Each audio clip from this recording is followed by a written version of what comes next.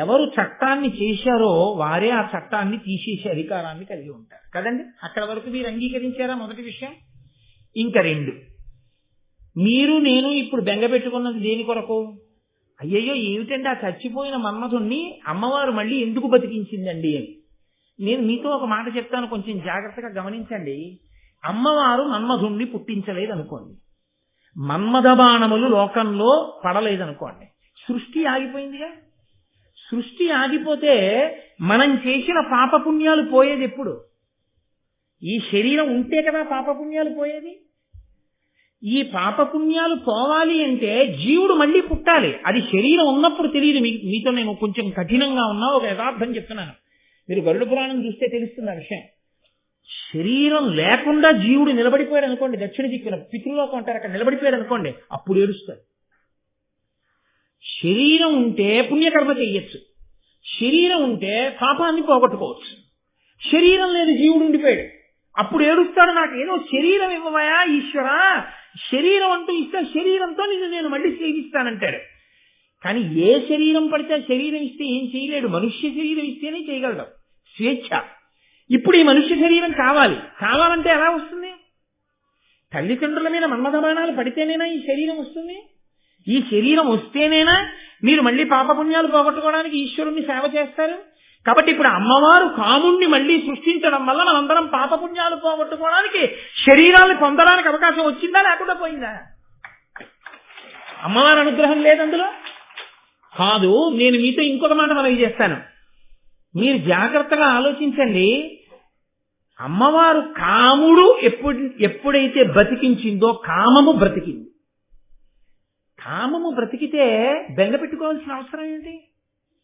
నీ కామము ధర్మబద్ధమైతే నువ్వు పితృల నుంచి విముక్తుడు అయిపోయావు. ధర్మబద్ధమైన కామంతో ధర్మపత్ని యందు మనసు పెట్టుకున్నావు, సంతానాన్ని కండం వల్ల పితృల నుంచి విముక్తుడు అయిపోయావు. ఆస్తిక మహర్షి పుట్టడం వల్ల ఆ జరత్కారుడి యొక్క తల్లిదండ్రులు ఆ గడ్డి దుప్పు ఒంటివేరు పట్టుకుని కిందపడి వేలాడుతున్న వాళ్ళందరూ ఉన్నత లోకాలు పొందలేదు. కాబట్టి కామము ధర్మబద్ధమైంది.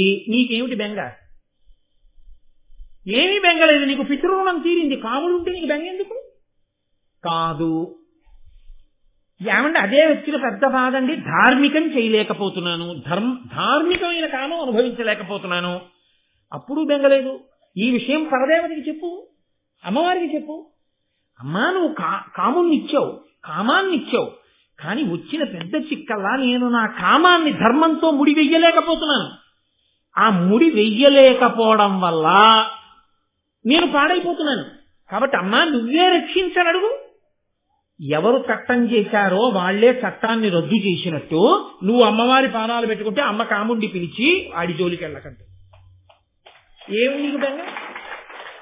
దేనికి భయపడాలి? జీవితంలో అనేకమైన సంఘటనలు జరుగుతూ ఉంటాయి. అసలు యథార్థములకు జీవితమే సంఘటనల యొక్క పరంపర.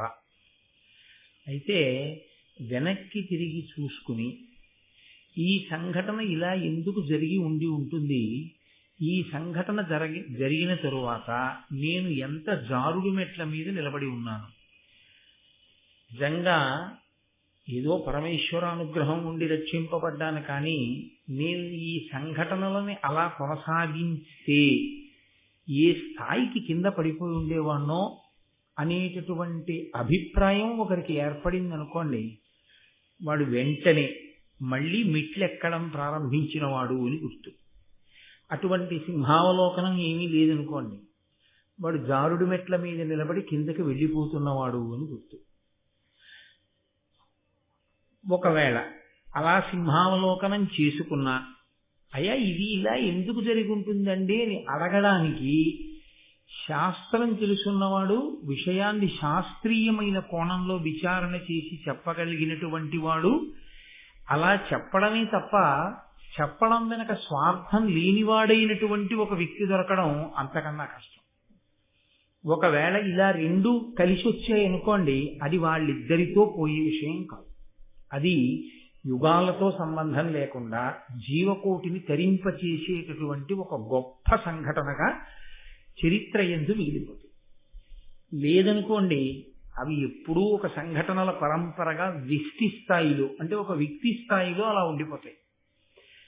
నేను ఏ మాటలు ఇప్పుడు మీతో ప్రస్తావన చేశానో ఆ మాటల్ని నేను కథాపరంగా విశ్లేషించవలసి వస్తే, జనమేజయుడు సర్పయాగం చేశాడు. సర్పయాగం ప్రారంభం చేసినప్పుడు జనమేజయుని యొక్క అభిప్రాయం ఏమిటి? నీ చేస్తున్నది ఒప్పు, మా నాన్నని అంత కఠినంగా చంపినటువంటి ఆ తక్షకుణ్ణి సంహరించడం, తక్షకుని వంశంలో పుట్టినటువంటి సమస్తమైన ఆ పాముల్ని చంపడం ఎంత మాత్రమూ దోషభూయిష్టం కాదు, కాబట్టి నేను చంపేస్తాను అన్నాడు. ఆయన యాగం చేస్తాను అన్నప్పుడు తప్పయ్యా అలా యాగం చెయ్యకూడదు అన్నవాడు ఎవరైనా ఉన్నాడా జనమేజయుడితో? ఎవ్వరూ లేరు. లోకంలో తీరు ఎలా ఉంటుందంటే, మహారాజు మనసులో దీని యందు ప్రీతి ఉన్నది అన్న అభిప్రాయం ఉంటే సాధారణంగా దాన్ని అనుసరించే మాట్లాడతారు. మంత్రులు ఆ సర్పయాగం చెయ్యమని ప్రోత్సహించారు. వాస్తుశాస్త్రం చెప్పాడు ఒక్క ఆయన మాత్రం. ఒక పురాణజ్ఞుడు యాగశాల నిర్మాణంలో దోషం ఉంది, అందుకని ఈ యాగం ఆగిపోతుందని చెప్పాడు.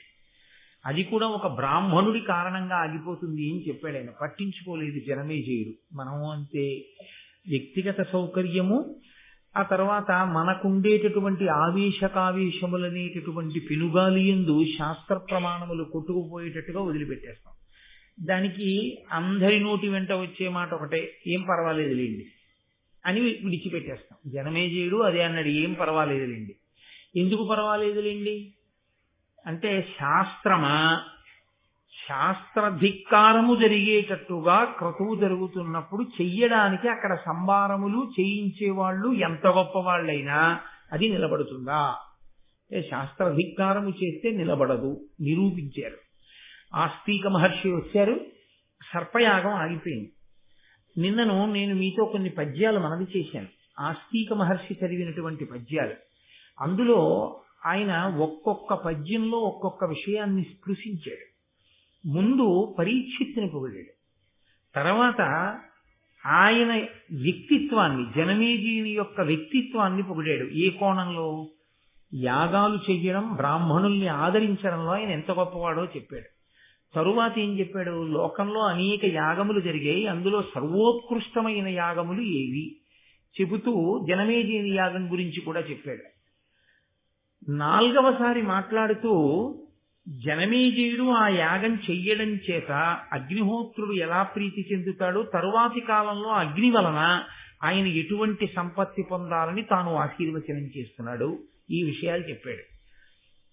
ఒక్క విషయంలో మాత్రం స్పష్టంగా నువ్వు చేస్తున్నటువంటి ఈ యాగము వలన లోకమునకు ఉపయోగం కలుగుతోంది అని ఎక్కడా చెప్పలేదు.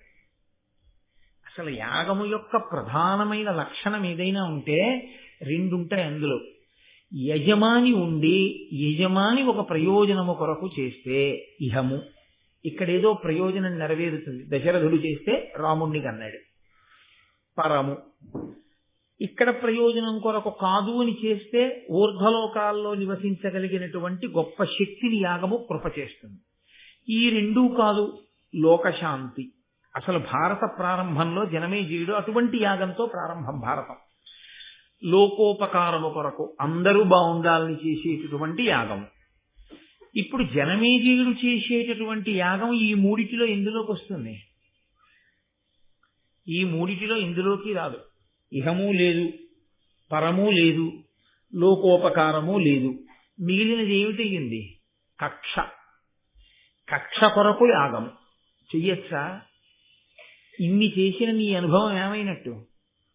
ఇన్ని చేశానంటున్నావు, ఇంతమంది బ్రాహ్మణుల్ని ఆదరించానంటున్నావు, ఇంతమంది బ్రాహ్మణుల దగ్గర విషయములను తెలుసుకున్నానంటున్నావు, ఇన్ని యజ్ఞాలు చేశావు, ఇంత పరిపాలన చేశావు, తుదకు నీ మనసు యొక్క వ్యగ్రతకి లొంగిపోయి ఆ యాగం దేని కొరకు చేస్తున్నావంటే, ఎప్పుడో మీ నాన్నని కరిచినటువంటి ఒక పాము యొక్క ఉద్ధతిని మనసులో స్మరణ చేసి మొత్తం పావుల్ని చంపడానికి యాగం చేస్తున్నావు.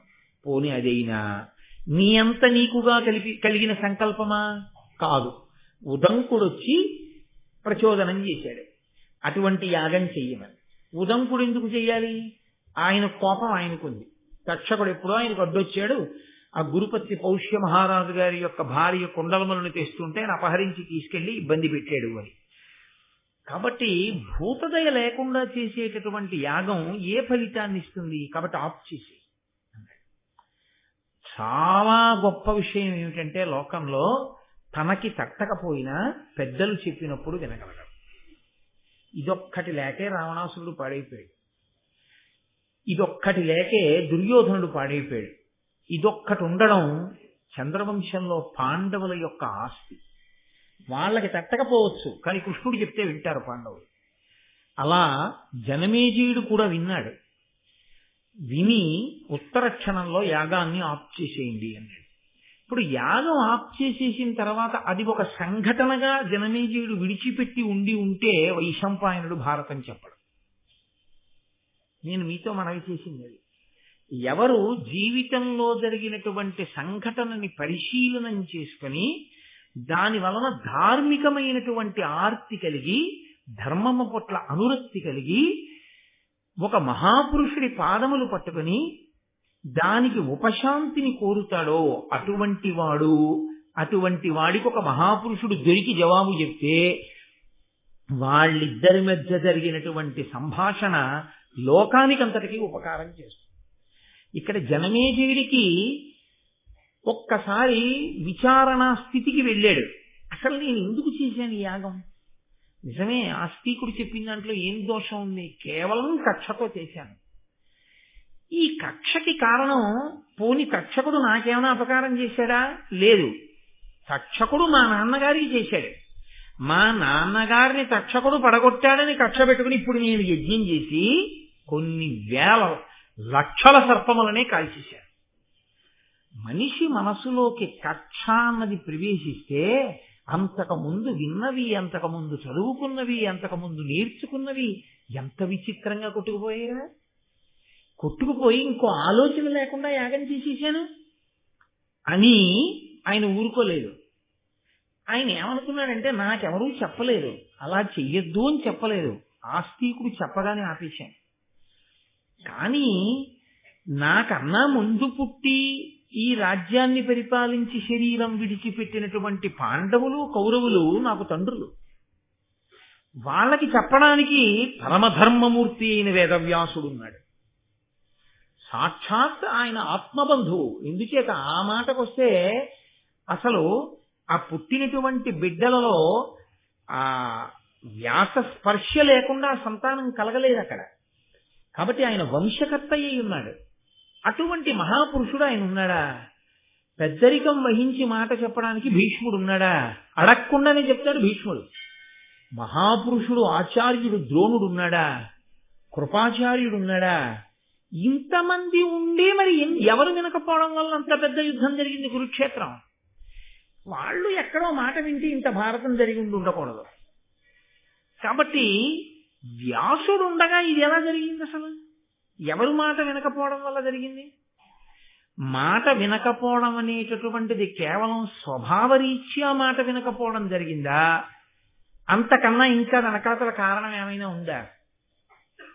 ఒక వ్యక్తి స్వభావరీత్యా మాట వినకపోవడం అన్నది జరిగి ఉంటే ఇంతమంది మహాత్ములున్న చోట ఒక్కడే పోయి ఉండాలి. అలా పోలేదు. ఇనపరసమంతటినీ అయస్కాంతం ఆకర్షించినట్టు మొత్తం దుష్టశక్తులన్నిటినీ దుర్యోధనుడు ఆకర్షించాడు. దేవతాశక్తులన్నీ ఈశ్వరుడి ముందు నించున్నట్టు దేవతాశక్తుల యందు ఆవిర్భవించిన వారందరూ పాండవుల వైపుకి వెళ్ళారు.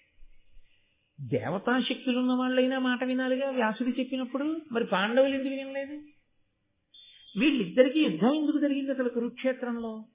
ఆస్తికుడు చెప్పగానే నేను విని యజ్ఞం ఆపినట్టు వీళ్ళు కూడా భీష్ముడి మాటో, ద్రోణుడి మాటో, వ్యాసుడి మాటో, విదురుడి మాటో, అంతటి ధర్మాత్ములందరూ సభలోనే ఉన్నారు. కొత్తగా ఎవరినో అడగవలసిన అవసరం లేదు, ఎక్కడి నుంచో తెచ్చుకోవాల్సిన అవసరం లేదు. ఇవాళ నా అదృష్టం కొద్దీ వ్యాసుడు ఉన్నాడు సభలో అడగడానికి. అప్పుడు వాళ్ళకి ఆ ఇబ్బంది ఏం లేదు. ఎప్పుడూ ఉంటాడు భీష్ముడు, ఎప్పుడూ ఉంటాడు ద్రోణుడు, ఎప్పుడూ ఉంటాడు కృపుడు, ఎప్పుడూ ఉంటాడు విదురుడు.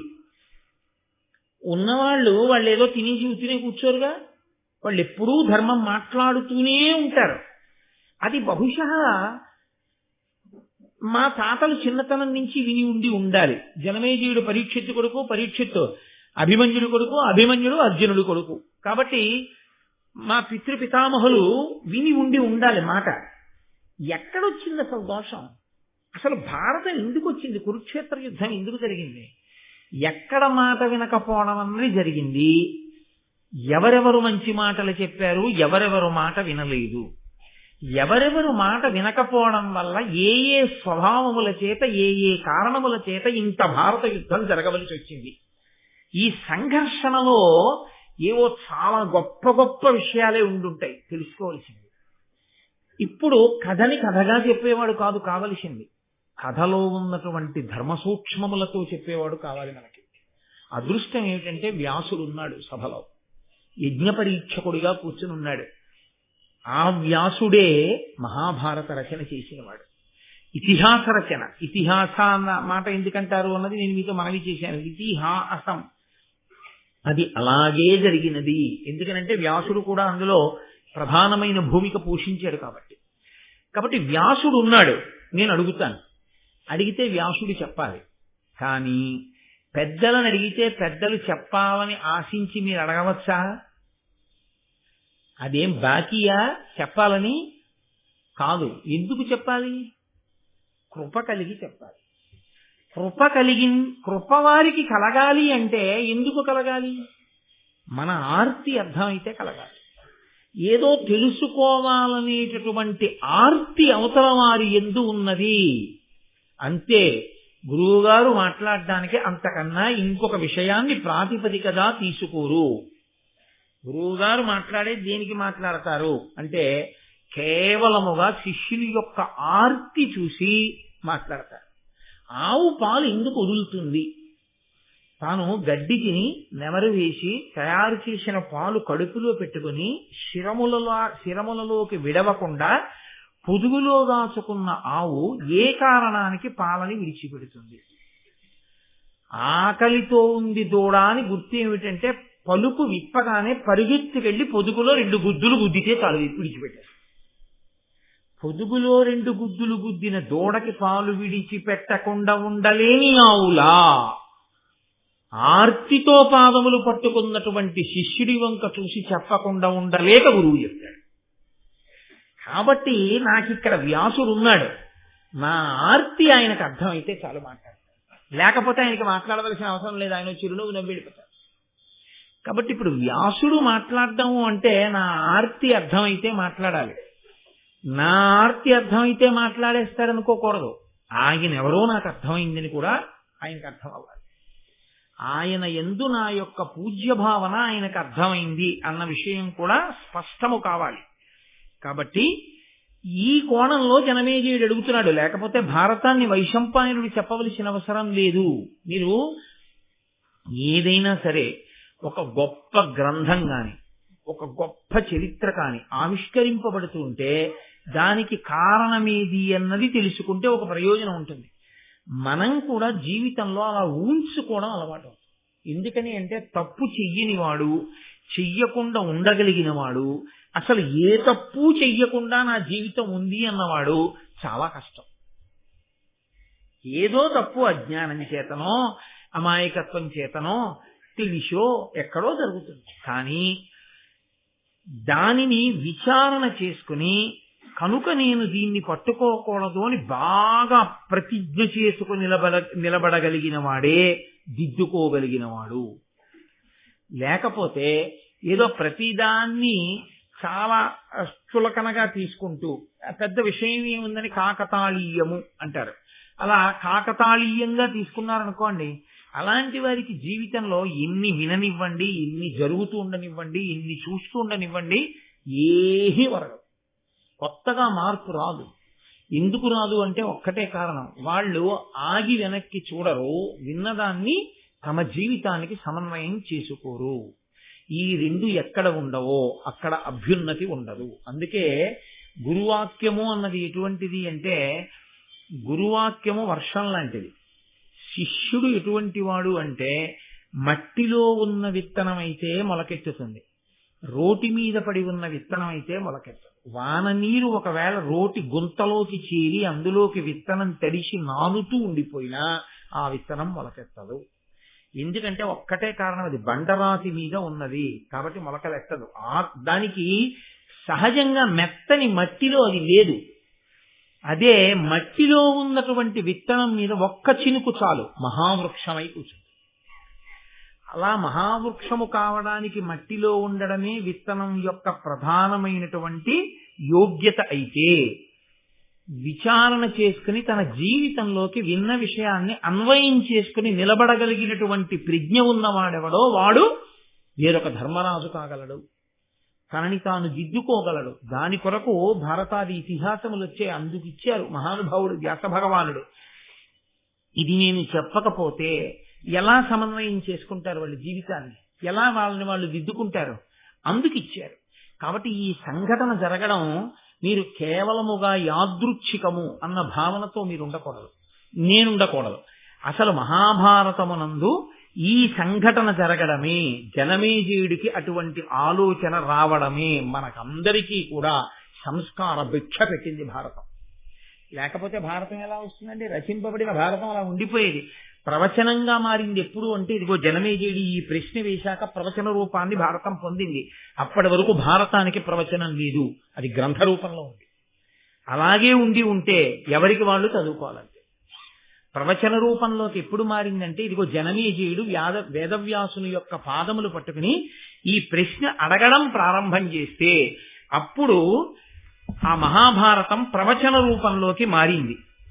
కాబట్టి అయ్యో నిజంగా ఆస్తిక మహర్షి వచ్చి రక్షించింది పావుల్నా, ఆస్తిక మహర్షి వచ్చి రక్షించింది నన్ను రక్షించాడు, నాకు అమృతం పెట్టాడు. లేకపోతే ఎంత పాపం చేసుకుంటూ పోదునో, ఎంత కక్షతో ఈ యాగం చేద్దునో, చివరికి ఏమి సాధించానని నేను అనుకోవాలి. అలా కాకుండా నన్ను రక్షించాడు మహానుభావుడు.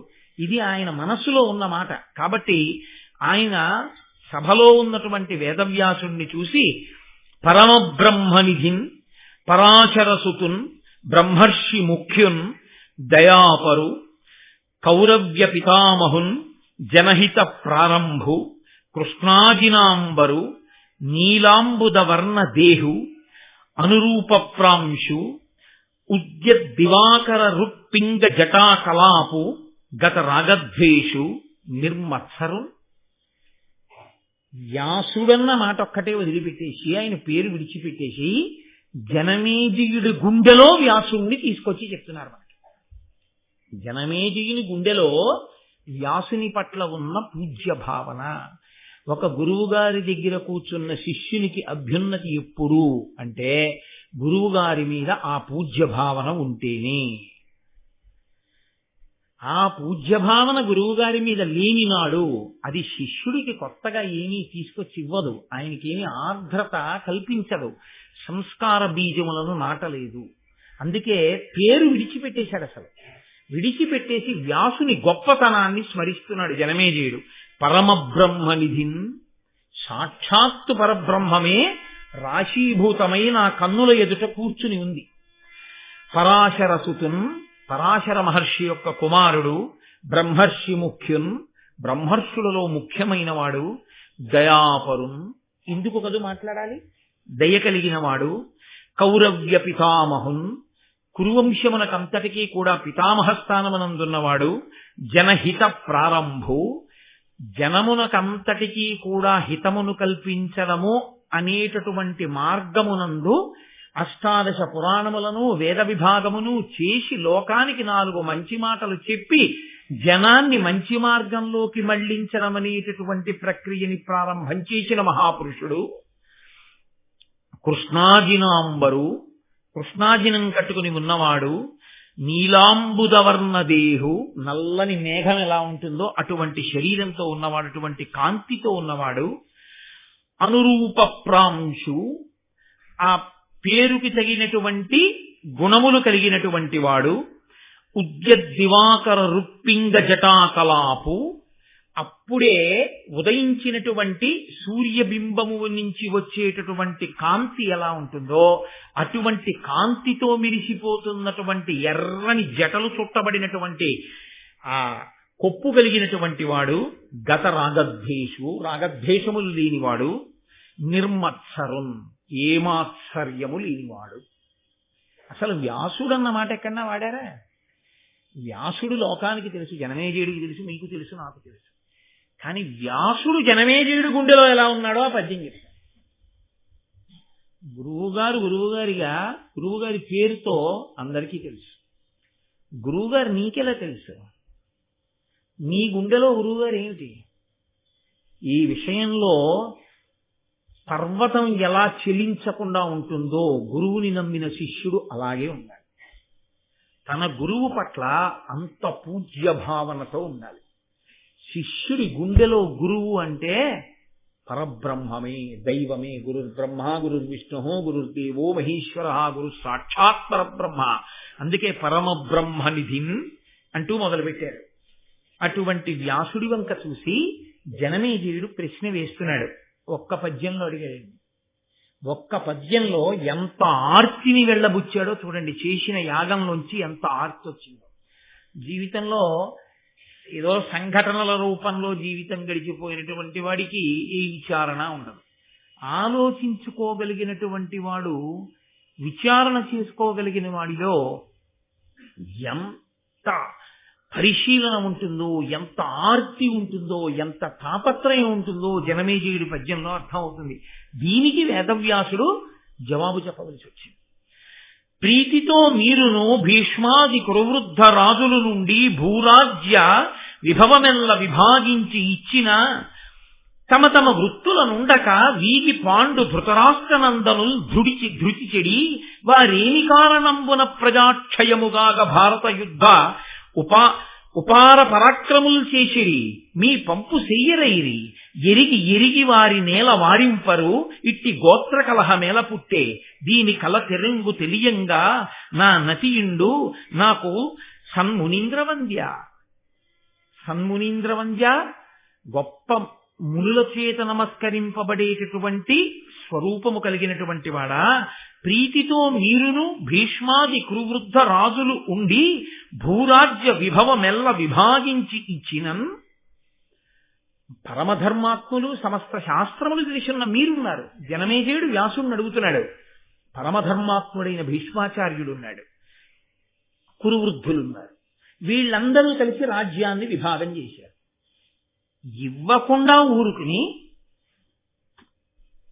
పంచుకోవడానికి దెబ్బలాడుకుంటే అది వేరు. అది ఎలా ఉంటుందంటే ఇదిగో గరుత్మంతుడు తినేసినటువంటి గజగచ్చపాల్లో ఉంటుంది. కానీ ఇక్కడ దెబ్బలాడుకోవడానికి అవకాశం లేకుండా విభజించి ఇచ్చేశారు. ఎవరు విభజించి ఇచ్చారు? పరమధర్మాత్ములు విభజించి ఇచ్చారు. కాబట్టి ఇంకా దెబ్బలాడుకోవడానికి ఏముంది? ఏముండదు. రాజుల నుండి భూరాజ్య విభవమెల్ల విభాగించి ఇచ్చినన్ తమ తమ వృత్తులనుండక వీగి పాండు ధృతరాష్ట్ర నందనులు ధృతి చెడి వారేమి కారణంబున ప్రజాక్షయముగాక భారత యుద్ధం అపార పరాక్రములు చేసిరి. వాళ్ళిద్దరికీ ఇచ్చేసిన తర్వాత మళ్ళీ ఆ రాజుల్ని కూడా తీసుకుని ఆ దుర్యోధనుడు ఈ రాజుల్ని కూడా తీసుకుని పాండవులు కురుక్షేత్ర యుద్ధ భూమికి ఎందుకు వెళ్ళారు? మీ మాట విని ఎవరికిచ్చిన రాజ్యం వాళ్ళు ఎందుకు పరిపాలించలేదు? వాళ్ళు ఎందుకు దెబ్బలాడుకున్నారు? అంటే తాను మాట వినడం వల్ల ఎంత గట్టెక్కేశాడో లోపల గుర్తొస్తోంది. కాబట్టి అసలు ఎందుకు వాళ్ళు యుద్ధం చేస్తే ఎందుకంత ప్రజాక్షయం అయిపోయింది? ఎందుకంతమంది చచ్చిపోయారు? భారత యుద్ధం అపార పరాక్రములు చేసిరి మీ పంపు చెయ్యరేది. మీరు చెప్పిన మాట వాళ్ళు ఎందుకు వినలేరు? ఎరిగి ఎరిగి వారి నేల వారింపరు ఇట్టి గోత్ర కలహం ఎలా పుట్టే? బంధువుల్లో ఇంత కలహం ఎందుకు వచ్చింది? వాళ్ళని ఎవరూ ఆపలేకపోయారా? దీని కల తెరంగు తెలియంగా ఆనతియుండు నాకు సన్మునీంద్రవంద్య. ఇవన్నీ నాకు తెలుసుకోవాలనుంది. కాబట్టి నాకు అసలు ఈ గొడవలు ఎందుకు వచ్చాయి, ఎందుకు మాట వినలేదు మీ వంటి పెద్దలు ఉండగా? ఎంత అంటే పెద్దల మాట విని ఉంటే అన్నదొకటి జనమేజయుడిలోకి వచ్చిందా లేదా? జరిగిన సంఘటనల వల్ల చాలండి గట్టెక్కిపోయాడంటే జనమేజయుడి జీవితంలో. తెలియక తప్పు చేయడం తప్పు కాదు, తెలిసి ఉన్నవారు చెప్పినప్పుడు దిద్దుకోవడం గొప్ప. అది వచ్చేసింది జనమేజయుడి. ఇది మా పూర్వీకులు ఎందుకు చేయలేదని వేస్తున్నాడు ప్రశ్న. ఇప్పుడు ఈ ప్రశ్న అడిగితే మహానుభావుడు వ్యాసుడు నోరు విప్పి ఒక్క మాట మాట్లాడలేదు. ఆయన వైశంపాయనుడి వంక చూసి అన్నాడు, నువ్వు చెప్పు అన్నాడు. ఏం అలా ఎందుకనాలి? ఆయన మహాభారత రచన చేసి కూర్చోబెట్టుకుని మొట్టమొదట తన శిష్యులకి చెప్పాడు. సుమంతుడు, పైలుడు, వైశంపాయనుడు, జైమిని వీళ్ళని కూర్చోబెట్టుకుని చెప్పాడు. శిష్యులు గురువు దగ్గర వినడము అంటే ఎలా వినాలి? పరమ జాగ్రత్తతో వినవలసి ఉంటుంది. ఎక్కడ ఏమాత్రం జారిపోతే ఎరిపోతుందో అని. అంత జాగ్రత్తగా విని ఉంటే తడుకోవలసిన పని లేదు. నువ్వు వెంటనే చెప్పగలిగి ఉండాలి భారతాన్ని. కాబట్టి గురువు మాట్లాడినా, గురువు గారి పనుపున శిష్యుడు మాట్లాడుతున్నా ఇంకంతకన్నా అదృష్టం ఏముంది? గురువు గారు పక్కన కూర్చుని శిష్యుడిని మాట్లాడు అన్నారనుకోండి, శిష్యుడు మాట్లాడుతుంటే గురువు ఎంత పొంగిపోతారు. ఓ, నేను చెప్పింది వీడు బాగా విన్నాడు, అందుకే ఇలా చెప్పగలుగుతున్నాడు. కాబట్టి నువ్వు చెప్పు, భారతం చెప్పు, జనమేం చేయడికి. ఇప్పుడు మీరు ఒక్క విషయం ఆలోచించాలి. ఇక్కడి నుంచి భారతంలో శ్రోత వక్త మారుతున్నారు. ఇప్పటి వరకు ప్రవచనం చేసింది సౌతి, ఇప్పటి వరకు విన్నవాళ్ళు నైమిషారణ్యంలో శౌనకాది మహర్షులు. ఇంకా ఇక్కడి నుంచి ప్రవచనం చేస్తున్నవాడు వైశంపాయనుడు, వింటున్నవాడు జనమేజయుడు, కూర్చున్నవాడు వేదవ్యాసుడు. అంటే మొదట ఎవరు చెప్పారని సౌతి చెప్తున్నట్టు ఈ సంఘటన సౌతి చెప్తున్నాడు. కాబట్టి మొట్టమొదట మహాభారతాన్ని వ్యాస సమక్షంలోనే ప్రవచనం చేసినటువంటి ఘనత వైశంపాయనుడికి దక్కింది. వైశంపాయనుడు భారతాన్ని ఏ కారణం వల్ల వ్యాసుడి యొక్క పాదాల దగ్గరే నిలబడి తడువుకోకుండా అంత గొప్పగా భారతాన్ని చెప్పగలిగాడు? ఒకే ఒక్క కారణానికి చెప్పగలిగాడు. ఏ కారణానికో తెలుసా అండి? తన గురించి ఒక్క పద్యం కూడా చెప్పకపోవడం వల్ల. ఇది భారతంలో పరమరహస్యం. ఇంత భారతాన్ని ప్రవచనం చేసినటువంటి వైశంపాయనుడు తన గురించి కాని, తన తల్లిదండ్రుల గురించి కాని ఇంత భారతము చెప్పినటువంటి వాడు ఈ వైశంపాయనుడు అని ఎక్కడా చెప్పలేదు. ఆయన భారతం చెప్పే ముందు చేసిన పని ఏమిటంటే, గురువు గారు భారతం చెప్పు అనగానే వేదవ్యాసుడి పాదముల దగ్గర సాష్టాంగ నమస్కారం చేశాడు. చేసి, గురువర్యా మీరు ఆనతిచ్చారు అంటే కార్యం జరిగిపోయినట్టే, ప్రవచనం చేస్తాను, మీరు శాసించినట్లే భారతం చెప్తాను. వ్యాసుడి గురించి చెప్పాడు తప్ప అసలు తన గొప్పతనం ఎక్కడా ఆయన మాట్లాడలేదు. వ్యాసుడికి నమస్కారం చేసి వ్యాసుడి గొప్పతనాన్ని, భారతం యొక్క గొప్పతనాన్ని చెప్పాడు. సంక్షేపంగా ఒక్కసారి మహాభారతాన్నంతటినీ చెప్పేశాడు.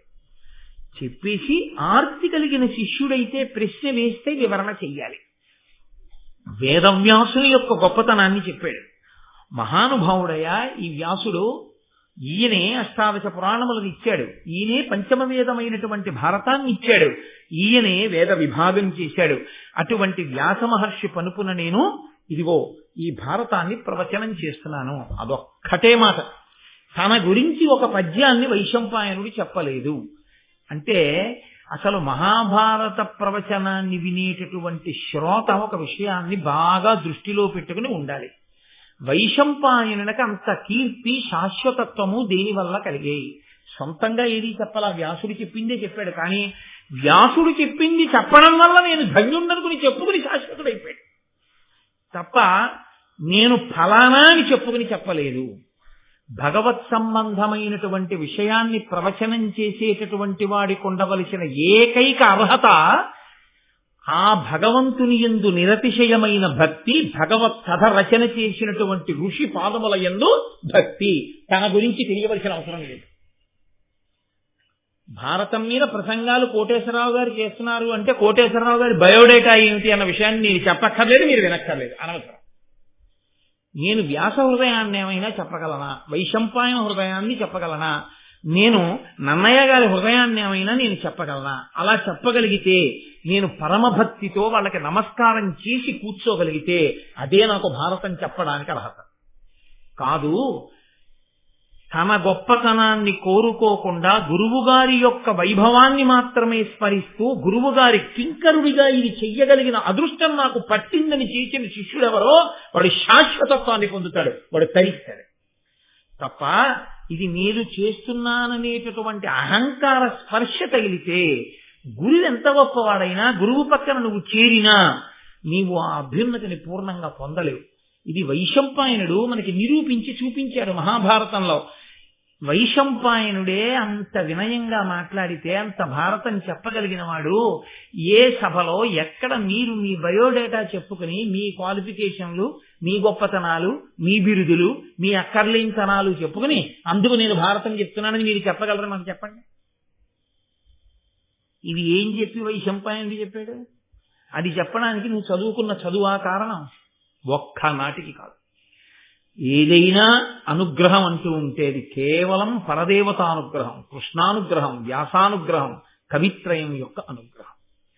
ఆ భావన లోపల పెట్టుకుని చెప్పిన నాడు, ఆ భావనతో విన్ననాడు గురువు యొక్క అనుగ్రహం పరిపూర్ణంగా కలుగుతుంది. వ్యాస భగవానుని యొక్క అనుగ్రహం మనకి పరిపూర్ణంగా కలుగుతుంది. కాబట్టి ఆయన భారత కథని ప్రారంభం చేస్తున్నాడు.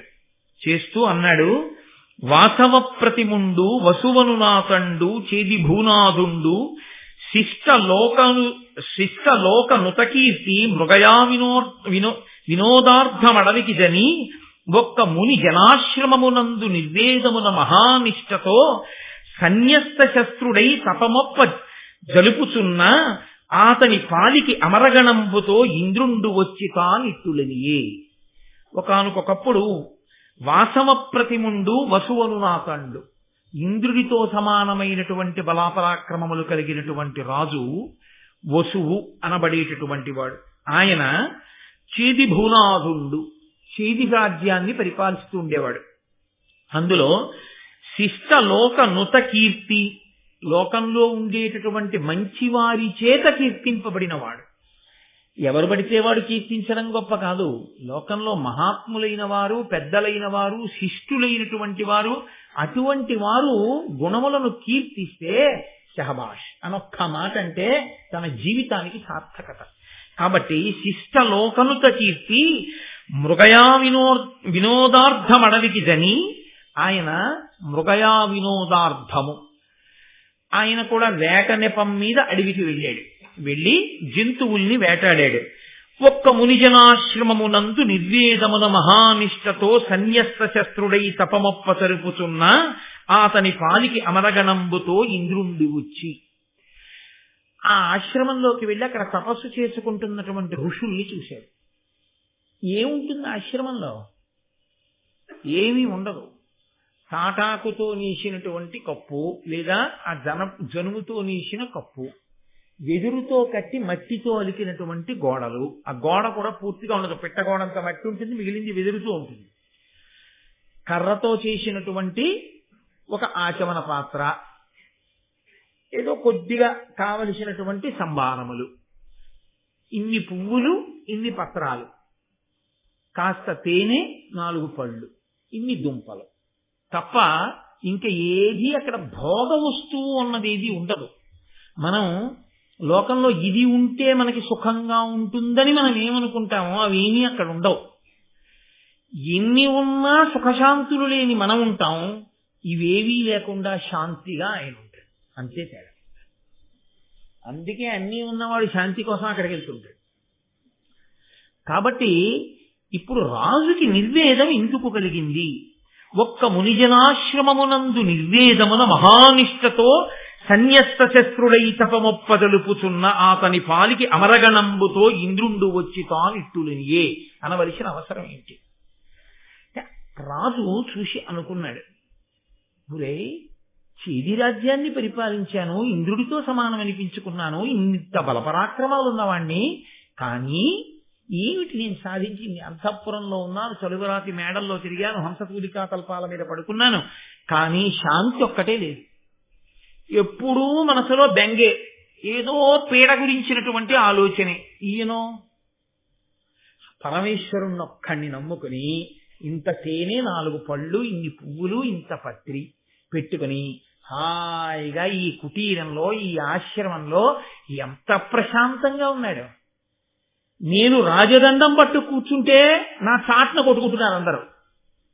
ఈయన అలా కూర్చుని ఈశ్వరుణ్ణి ధ్యానం చేస్తూ కూర్చుంటే సహజంగా జాతి వైరం ఉన్నటువంటి ప్రాణులు జాతి వైరాన్ని మరిచి చెలిమి చేసి తిరుగుతున్నాయి ఈయన తపప్రభావానికి. ఇది కదురా అసలు మనిషి శాంతిగా బతకడం అంటే. ఇది ఏమిటి నేను పొందింది ఆ రాచరికంలో? ఏమిటి నేను పొందింది ఆ ఐశ్వర్యంలో? వద్దు. అని ఇది నిర్వేదము. అయ్యో నేను చేసింది నాకు దేనికి పనికొచ్చిందన్న భావన కలిగి ఆయన కూడా సైన్యాన్ని దూరంగా పెట్టేసి ఆ అస్త్రాలు శస్త్రాలు తీసి అవతల పారేసి చిచి వీటి గొడవ ఇంకొద్దని ప్రశాంతంగా కూర్చుని తపస్సు చేసుకోవడం మొదలెట్టాడు. చాలా చిత్రమైన విషయం కదండి. మార్పు రావడాన్ని మాట్లాడుతోంది భారతం అని మీరు గుర్తుపట్టాలి. జనమేజయుడు మార్పు దగ్గర మొదలుపెట్టి మార్పు రావడాన్నే మాట్లాడుతోంది. ఇంకా ఇప్పుడు ఆయన దగ్గరికి ఇంద్రుడు అమరగణములతో వచ్చాడంటే దేవతాగణములతో కూడినటువంటి వాడై ఆయన ఈయన దగ్గరికి వచ్చాడు. వచ్చి ఒక గొప్ప విమానాన్ని ఒకదాన్ని ఆయన దగ్గర పెట్టాడు. ఉన్నవి కాక కొత్తవి చేర్చాడు. చూడండి, అది విచిత్రం. ఇచ్చి అన్నాడు, నీవు నాకు సఖుడవు. ఇక నుంచి కేవలం భూమి మీద గొప్పతనం కాదు, ఈ విమానంలో నువ్వు స్వర్గలోకానికి వస్తుంది. కాసేపు నా దగ్గర 2-3 రోజులు ఉంటుండు, విడిపోకు. ఇప్పుడు పెదవులతో పిలవడం ఒక ఎత్తు, గుండెతో పిలవడం ఒక ఎత్తు. ఎప్పుడైనా మా ఊరు వస్తే ఒకసారి రండి అనడం వేరు. మీరు ఎలా అయినా ఖాళీ చేసుకుని మా ఇంట్లో 2 రోజులు ఉండేటట్టుగా రండి అనడం వేరు కాదు. మా ఊరు వస్తే రండి అన్నప్పుడే అర్థమైపోయింది. మన పని మీద ఏమైనా పెడితే ఒకసారి ఆయన ఇంటికి వెళ్ళాలి, ఉంటే ఉంటాడు నాకు తెలియదు. మీరు ప్రయత్నపూర్వకంగా మా ఇంటికి రండి 2 రోజులు, ఈ ఊళ్ళో 2 రోజులు మా ఇంట్లో ఉండి వెళ్ళాలి మీరు, తప్పదు అన్నాడు అనుకోండి. గుండెలతో పిలుస్తున్నాడని గుర్తు కదండి. కాబట్టి ఇంద్రుడు ఈయన పొందిన శాంతికి మిచ్చి ఇవన్నీ ఇస్తున్నాడు. ఇప్పుడు ఇంకా శాంతి ఉంటుందా, ఇంకా కొత్త అల్లర్లు ప్రారంభమవుతాయా? కొత్త అల్లరే ప్రారంభమవుతుంది. కాబట్టి ఇప్పుడు బాహ్యంలో గొప్ప వైభవాన్ని కృప చేస్తున్నాడు. ఒక దివ్య విమానాన్ని ఇచ్చి ఏదో మీరు అప్పుడప్పుడు మా దగ్గరికి వచ్చి స్వర్గలోకంలో కాసేపు కూర్చుని ఉండండి అంటే ఎలా పెడతాడు? ఒక దివ్య విమానం ఇచ్చాడు. ఈ విమానంలో స్వర్గలోకానికి వచ్చేస్తే 2-3 రోజులు మా దగ్గర ఉండి సంతోషంగా గడిపి వెడుతుందిగా. అంతేకాదు, నీకు ఈ మణి సువర్ణ విమానంతో పాటుగా నీ శరీరానికే ఒక దివ్యత్వం ఇచ్చేస్తున్నాను. ఇక నీకు కొత్త దేదీప్యమానమై దివ్యత్వముతో కూడినటువంటి శరీరమును పొంది ఉంటావు. వాడని పద్మాలతో కూడినటువంటి మాల ఒకటి నీకు ఇస్తున్నాను. అది వేసుకుని ఉంటే నీకు శత్రువులైనటువంటి రాజులు నీ మీద విడిచిపెట్టేటటువంటి బాణములు అసలు నీ శరీరానికి వచ్చి తగలవు. అది నిన్ను అలా కాపాడుతుంటుంది. ఆ పద్మాలు ఎన్నటికీ వాడిపోవు, అలాగే అవి ఎప్పుడు గుబాళిస్తూ ఉంటాయి. అటువంటి మాల ఇస్తున్నాను. దీనితో పాటుగా దుష్ట శిక్షణ శిష్ట రక్షణ చెయ్యడానికి నీకు వేణు ఎష్టిని కూడా ఇస్తున్నాను. అంటే ఒక వెదురు కర్ర ఒకటి ఇస్తున్నాను. అది ఒక దివ్యమైన వెదురు కర్ర. ఆ కర్ర నువ్వు చేత్తో పట్టుకుంటే దుష్టులను శిక్షించగలవు, శిష్టులను రక్షించగలవు. కాబట్టి ఇదిగో ఇవన్నీ నీకు ఇస్తున్నాను. కాబట్టి నువ్వు చక్కగా సంతోషంగా కాలం గడుపు. ఇప్పుడు ఆయన దేవేంద్రుడు ఏ సంవత్సరంలో ఏ తిథి నాడు తనకి ఇవన్నీ ఇచ్చాడో జ్ఞాపకం పెట్టుకుని ఆ తిథి నాడు ఒక ఉత్సవం చేస్తుండేవాడు. ఈ మాలని, ఈ విమానాన్ని, ఈ వేణు ఎస్తిని ఇవన్నీ నాకు ఇంద్రుడు కృప చేసిన రోజు అని ఇంద్రోత్సవము అని పేరు పెట్టి ఇంద్రపరంగా ఒక ఉత్సవం చేస్తుండేవాడు. ఘనముగా ఇంద్రోత్సవమునరించు మహీపతులకు ఒగి ఆయుర్వర్ధనమునగు పెరుగు సంతతి అనవరతము ధరణి ప్రజకు అభివృద్ధియగున్. ఈయన్ని చూసి ఈ ఇంద్రోత్సవాన్ని పక్కనున్న రాజులు కూడా ప్రారంభం చేశారు. చిత్రం ఏమిటంటే పరమేశ్వరుణ్ణి, పరమశివుణ్ణి ఉద్దేశించి ఇంద్రుణ్ణి ఉద్దేశించి ఈ ఇంద్రోత్సవం ఎవరు చేస్తారో అటువంటి రాజులందరికీ కూడా ఆయుర్దాయం పెరుగుతుంది, సంతతి వృద్ధిలోకి వస్తారు. అనవరతము ఎప్పుడూ కూడా వాళ్ళు పరిపాలించేటటువంటి భూమి మీద ఉన్న ప్రజలు సుఖశాంతులను పొందుతారు. అంటే ఆ ఇంద్రోత్సవము కృతజ్ఞతా పురస్సరంగా చేసిన రాజులకి శివానుగ్రహంగా, ఇంద్రానుగ్రహంగా అవి ఉన్నవాడు ఏది పొందుతున్నాడో అటువంటివి ఉత్సవం చేసిన వాడు కూడా పొందగలుగుతున్నాడు. కాబట్టి అందరూ ఆ ఉత్సవం చేసి సంతోషంగా ఉన్నారు. ఆ ఇంద్రుడు ఇచ్చిన వరంతో ఈ వసువుకి బృహద్రథుడు, మణివాహనుడు, సౌబలుడు, యదువు, రాజన్యుడు అనబడేటటువంటి 5 కుమారులు జన్మించారు. చాలా సంతోషంగా ఉన్నారు. 5 కొడుకులు పుట్టారు. పరమ సంతోషంగా ఉన్నాడు. ఇంద్రోత్సవం చేస్తున్నాడు. పక్క రాజులు కూడా నేర్చుకున్నారు. ఆనందంగా కాలం గడిచిపోతోంది.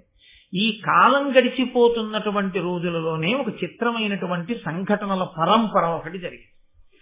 ఈయన రాజధాని నగరానికి చాలా దగ్గరలో శుక్తిమతి అని ఒక నది ప్రవహిస్తూ ఉండేది. సాధారణంగా రాజుల యొక్క కోటకి చాలా దగ్గరలో ఎప్పుడు ఏదో ఒక నదీ ప్రవాహం వెడుతూ ఉంటుంది.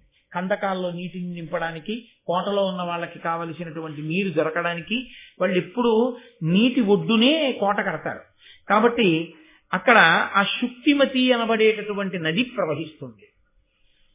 నదిని స్త్రీవాచకంతో చెప్తారు, సముద్రాన్ని పుంవాచకంతో చెప్తారు. అందుకే నదులన్నీ సముద్రుణ్ణి చేరుతాయి. సముద్రుణ్ణి భర్తగా చెప్తారు, నదుల్ని పత్నులుగా చెప్తారు.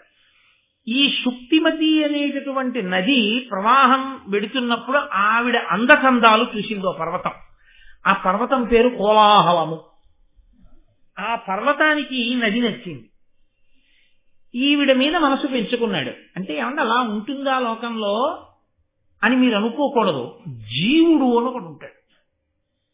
ఇప్పుడు నేను అన్నప్పుడు జీవుడు ఒకడు ఉంటాడు అనుభవించడానికి. అసలు యథార్థమునకు జీవుడు అనుభవించడానికే సుఖ దుఃఖాలను శరీరం వస్తుంది. ఈ శరీరం ఈశ్వరుడు ఎందుకు ఇస్తాడంటే పాపం తీయాలి, పుణ్యం తీసేయాలి. ఈ రెండు ఎలా తీసేయాలి? దీన్నో దాన్ని ఇస్తాడు, ఈ శరీరాన్ని ఇస్తాడు. ఇచ్చి జీవుని ఇందులో పెడతాడు. పెడితే ఈ మోకాలు నొప్పి పెట్టింది అనుకోండి, ఏమిటోనండి మోకాలు నొప్పి అని జీవుడు ఎవరి మోకాలు మీదో కిందటి జన్మలో కొట్టినటువంటి పాపాన్ని ఇప్పుడు పోగొట్టుకుంటాడు. ఇది ఉంది కాబట్టి. అందరూ రోహిణీ కార్తీలో విలవిల్లాడిపోతుంటే ఈయనొక్కడు ఏసీలో కూర్చుంటాడు. అప్పుడు సుఖం పేరుతో ఇది సంతోషిస్తూ ఉంటుంది, పుణ్యాన్ని అలా తీసేస్తాడు. ఇప్పుడు ఏం పోతున్నట్లని మీరు లెక్కేసుకోవాల్సి ఉంటుంది. సుఖం అనుభవిస్తే పుణ్యం పోతోంది, దుఃఖం అనుభవిస్తే పాపం పోతోంది. ఈ రెండు అనుభవాలకి ఇదే కావాలి. ఇప్పుడు ఈ రెండిటి కోసం ఇది ఇచ్చి దీనిలో జీవుణ్ణి కూర్చోబెడతాడు. ఈ జీవుడు కనబడుతున్నాడా? ఇదే కనబడుతూ ఉంటుంది. డాక్టర్ గారి దగ్గరికి వెళ్తే ఈ నొప్పి చేత జీవుడు బాధపడుతున్నాడు అనం. ఇది నొప్పి పెడుతోందండి మోకాలంటాం కదండి. జీవుడు ఒకడు ఉంటాడు. వీళ్ళు జీవస్థాయిలో మాట్లాడుతున్నారని మీరు అర్థం చేసుకోవాలి. అందుకని కోలాహలమన్న పర్వతానికి ఈ శుక్తిమతి అన్న నది నచ్చింది. నచ్చి ఆయన అమాంత కోలాహలం అనేటటువంటి పర్వతం లేచొచ్చి ఈ శుక్తిమతి అనేటటువంటి నదీ ప్రవాహానికి అడ్డంగా కూర్చుంది. అనగా స్త్రీ పురుష సంబంధంగా అనుభవించింది అని ఒక మాట అంటే దోషమేం లేదు. కానీ బలాత్కారముగా ఆ నదిని అనుభవించింది ఆ కోలాహలం అనేటటువంటి పర్వతం. ఆ శుక్తిమతి అన్న నది పొందినటువంటి పరితాపాన్ని రాజు అర్థం చేస్తున్నాడు. రాజు అంటే ఎవరు? క్షితినాథుడు. లోకంలో ఏ జీవుడికి బాధ కలిగినా ఆయన రక్షించాలి. అందుకని ఆయన వెళ్ళి తన కాలుతో తన్నాడు ఆ కోలాహలం అన్న పర్వతాన్ని. అది ఎగిరి ఎక్కడో పడిపోయి. ఆయన అంతటి బలవంతుడు. ఆయన పేరు వసువు. కానీ ఆయన ఇంద్రుడిచ్చిన విమానంలో పైన తిరుగుతుంటాడు కాబట్టి ఆయన్ని ఉపరిచర వసువు అని పిలిచారు, పైన తిరిగే వసువు అని. ఆ ఉపరిచర వసువు కాలుతో తంతే కోలాహలం అన్న పర్వతం వెళ్ళి ఎక్కడో పడింది. మీరు ఇందులో ఒక విషయాన్ని బాగా గమనించాలి. ఏదో కథ కింద వినడం కాదు. రాజు అనగా ఎంత ధర్మాన్ని పాటించి ప్రాణుల యొక్క గొప్పతనాన్ని చూస్తుంటాడో, సమస్త ప్రాణుల యొక్క క్షేమాన్ని రాజు ఎలా చూడాలో చెప్తోంది. కాబట్టి ఎవరో నోరున్న మనిషి కాడు. నదికి ఆపదొస్తే ఆ పర్వతాన్ని తన్నాడు. కానీ ఆ పర్వతం ఈ నదితో సంగమించినటువంటి కారణం చేత ఆ నదికి ఓ కొడుకు పుట్టాడు, ఓ కూతురు పుట్టింది. వాళ్ళు మనుష్య శరీరంతో పుట్టారు. ఈశ్వరాజ్ఞ. దీనికి కారణం ఏమిటి అన్నది నేను మీకు బాగా అర్థం కావలసిన స్థితి ఒకటి వస్తుంది. అక్కడ నేను మీకు చెప్తాను. మహాభారతం ధర్మమే మాట్లాడుతుంది ఎప్పుడు. ఇప్పుడు ఆ పుట్టినటువంటి కొడుకు పేరు సుపదుడు, ఆ పుట్టినటువంటి ఆడపిల్ల పేరు గిరిక. ఆ నది అంది మహానుభావుడు అదిగో ఆ ఉపరిచరవసు వచ్చి కాలుతో తన్నాడు కాబట్టి ఆ కోలాహలం అన్న పర్వతం ఎక్కడో పడింది. నాకు అదిగో ఆ కోలాహలం అన్న పర్వతం వల్ల ఓ కొడుకు కూతురు పుట్టాడు. వీళ్ళని రాజుకు అప్పచెప్పేస్తానని రాజుకి ఇచ్చేసి కానుకగా.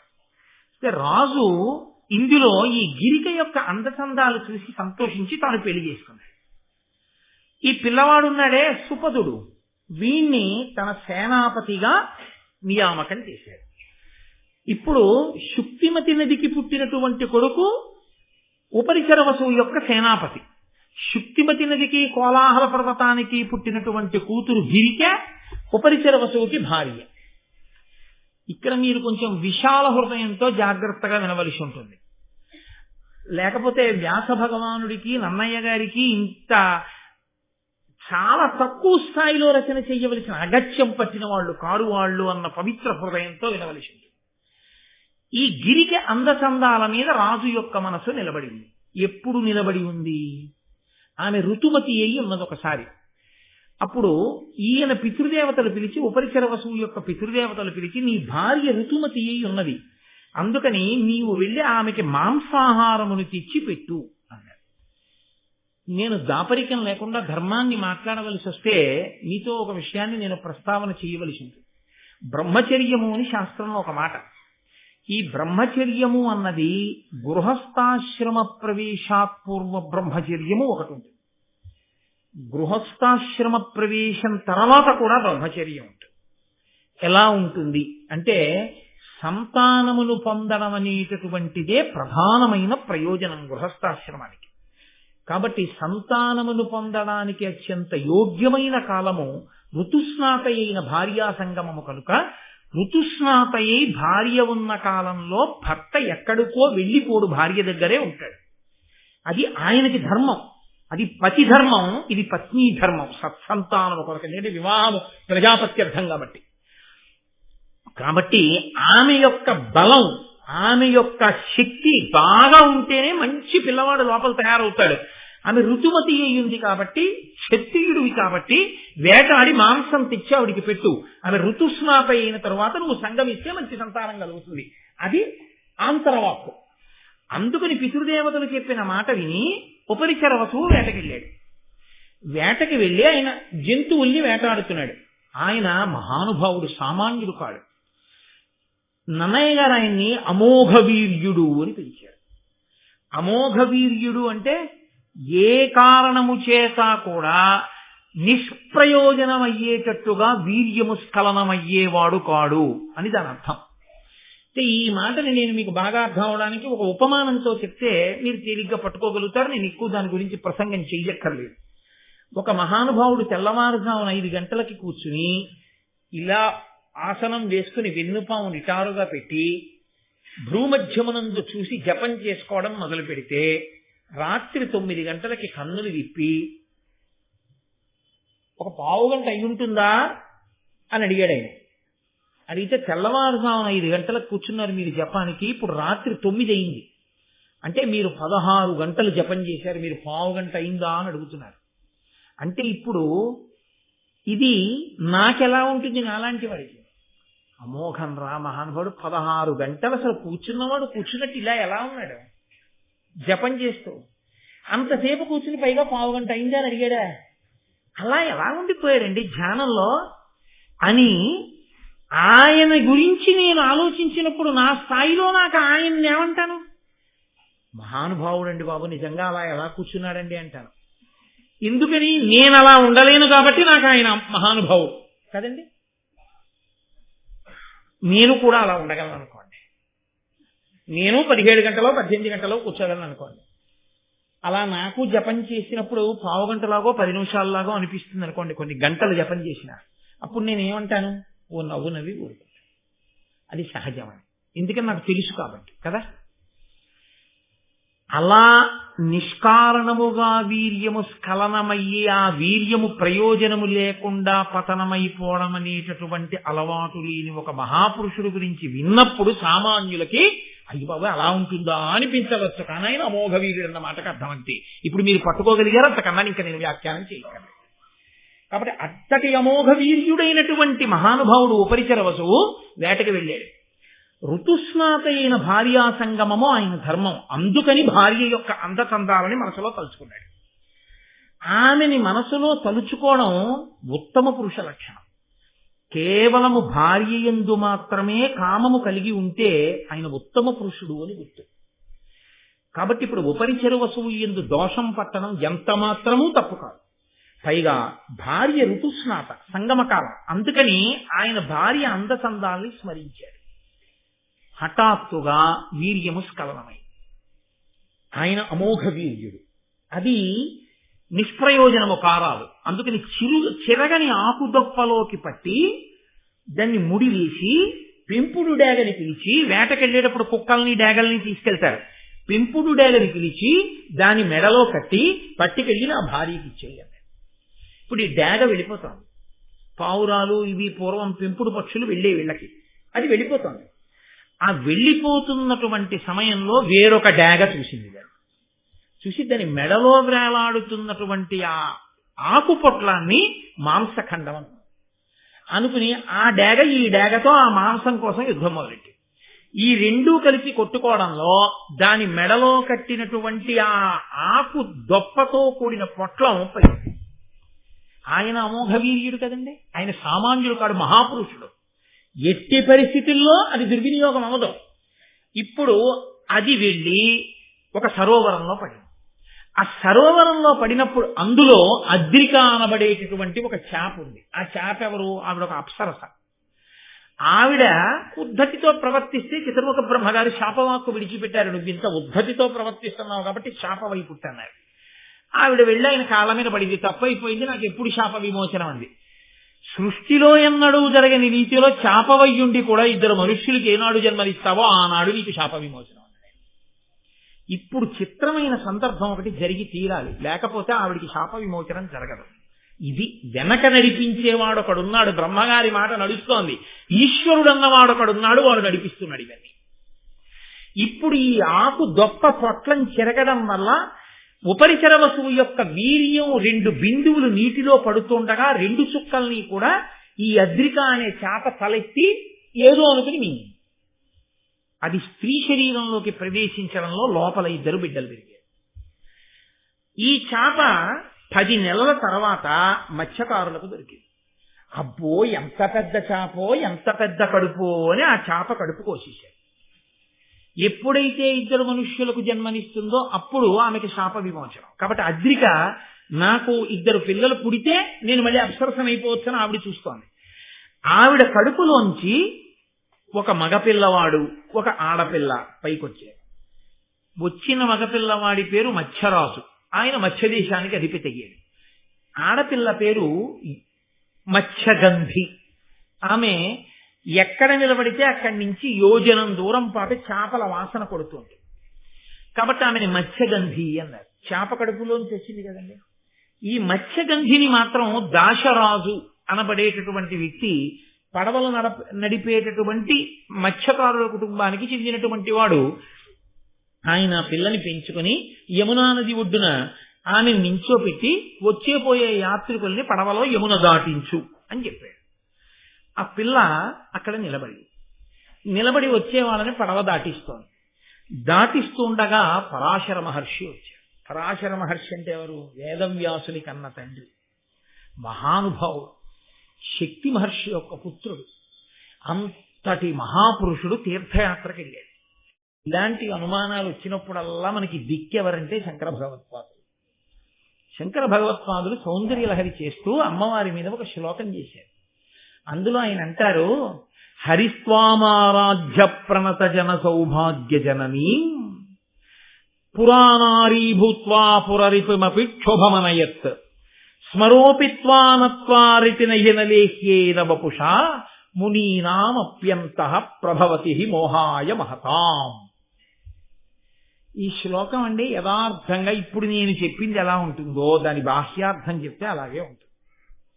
కానీ మీరు కొంచెం జాగ్రత్తగా వినండి, మీకు కొబ్బరి పెంకు ఊడిపోయి లోపల ఉన్న సారమందిన నాడు పొందిన ఆనందం పొందుతారు.